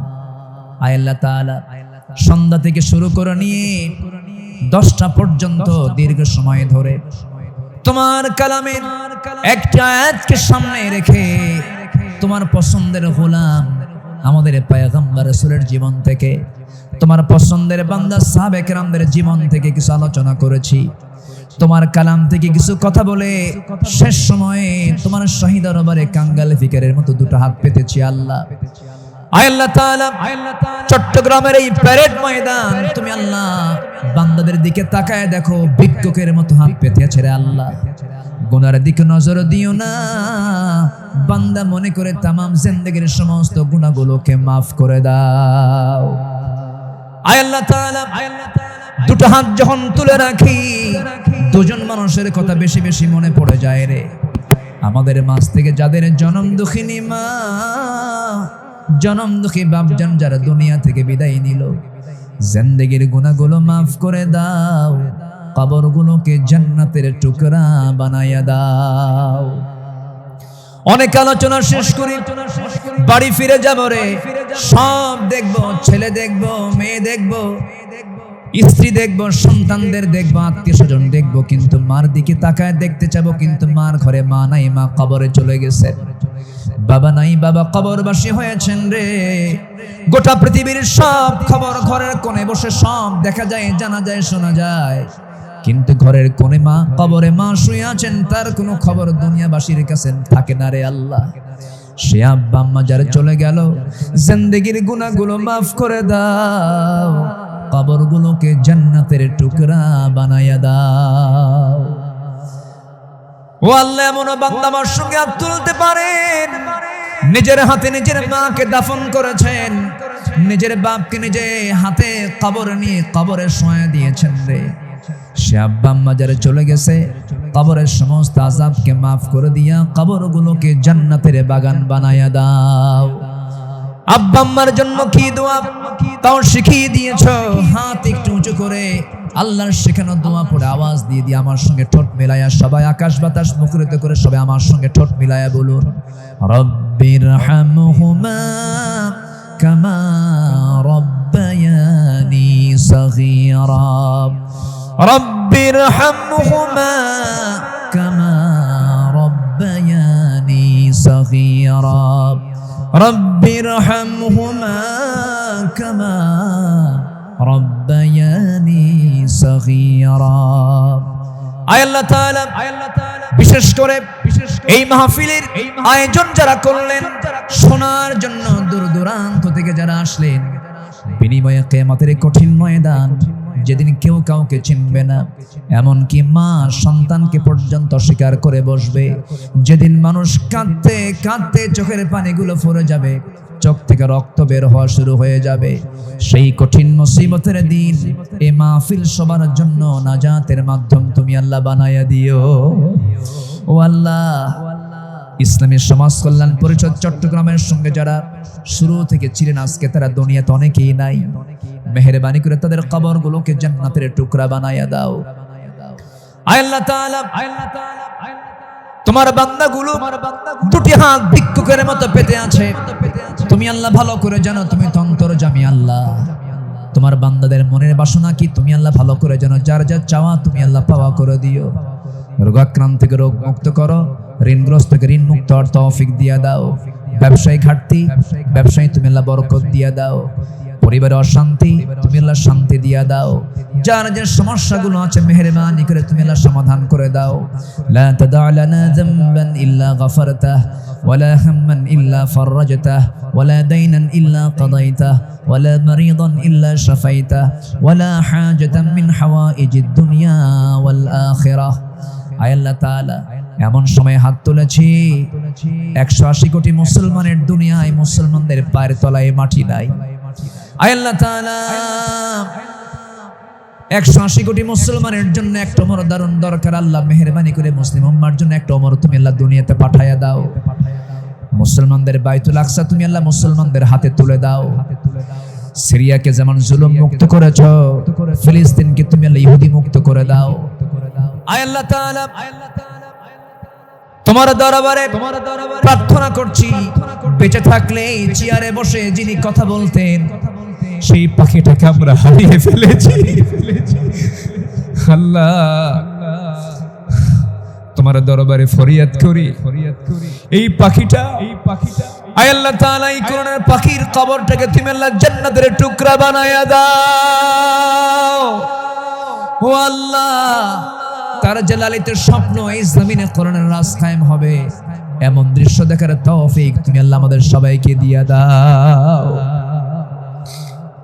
ও আল্লাহ, এই মঞ্চে কথা বলেছেন অনেকে আজকে দুনিয়াতে নাই, যারা দুনিয়া থেকে বিদায় নিয়েছেন কবরগুলোকে জান্নাতের টুকরা বানায় দিও। আয় আল্লাহ তাআলা, দুনিয়া থেকে কোন দিন বিদায় নেব জানি না, তবে যেদিন মরমরে টান মেরে ঘর থেকে বের করে দেবে, জীবনের শেষ গোসলটা হয়ে যাবে, মরা মুখ সব দেখে দেখে চলে যাবে, আত্মীয় স্বজন দিয়ে ঘর বাড়ি ভরে যাবে রে ভাই, চোখের পানি ফেলে ফেলে কাঁদবি, বউটা বলবি স্বামী আমার কোথায় চলে গেলে, এই যে সংসারের চাবিটা কার হাতে দেব। সন্তানগুলো কাঁদতে কাঁদতে গলা ভেঙে যাবে, অস্থির হয়ে পড়বে, অজ্ঞান হয়ে যাবে, সব টেনে হেঁচড়ে আমাকে ঘর থেকে জীবনের শেষবারের মতো বিদায় দিয়ে দেবে রে, জীবনের শেষ গোসলটা করায় দেবে। সেলাইওয়ালা কাপড় চোপড় গুলো ছিল সব কেচে দিয়ে কেটে কেটে খুলে খুলে নেবে, সমস্ত কাপড়গুলো অচল হয়ে যাবে রে, বাজার থেকে কম দামি সাদা কাফনের কাপড় নিয়ে আসবে, সেলাই নাই, পকেট নাই, বুতাম নাই, দেহের মধ্যে ঢুকায় দিয়া মাথায় বাঁধন, পায়ে বাঁধন দিয়া দেবে রে, টেনে হেঁচড়ে জানাজায় নিয়ে যাবে, জানাজা শেষ হয়ে যাবে, মরা মুখ সব একটা বারের মতো দেখে নেবে, টেনে হেঁচড়ে কবরের দিকে নিয়ে চলে যাবে, কবরে রেখে সব চলে আসবে। দিন শেষে বন্ধু আমার কেউ না, তুমি আল্লাহ, তুমি ছাড়া। ওই কবরে রেখে আসবে রে, 24 ঘন্টা যাবে না, মাথার চুলের পতন ঘটে যাবে, চুলগুলো খসে খসে পড়বে, যে তেলে যেই চুলে এত তেল দিলাম, এত সাবান দিলাম, এত শ্যাম্পু দিলাম, চুল শেষ 24 ঘন্টায়। 3 দিনের মাথায় চামড়াগুলো গলে গলে পোকার পেটের খাবার হয়ে যাবে রে, মাত্র 7 দিন লাগবে না, পেটের নাড়ি বুড়ি সব চোখ মুখ কান নাক দিয়ে বের হওয়া শুরু হয়ে যাবে, কিমাকার চেহারা হয়ে যাবে। মাত্র 3টা মাস যদি কেউ কবর খনন করে দেখতে যায়, কয়েকটা হাড় হাড্ডি ছাড়া কিছুই খুঁজে পাওয়া যাবে না রে আল্লাহ। এই তো আমার জীবনের শেষ অবস্থা আল্লাহ, বুঝতে পেরেছি তুমি আল্লাহ, তুমি ছাড়া আমার কোনো বন্ধু নাই রে। ও আল্লাহ, সে অন্তিম সময় যখন চলে আসবে, আমাদের সবার সামনে, সবার জেহেনে, সবার সামনে জারি করে দিও কালো যে কালিমা তাইয়্যিবা লা ইলাহা ইল্লাল্লাহু মুহাম্মাদুর রাসূলুল্লাহ।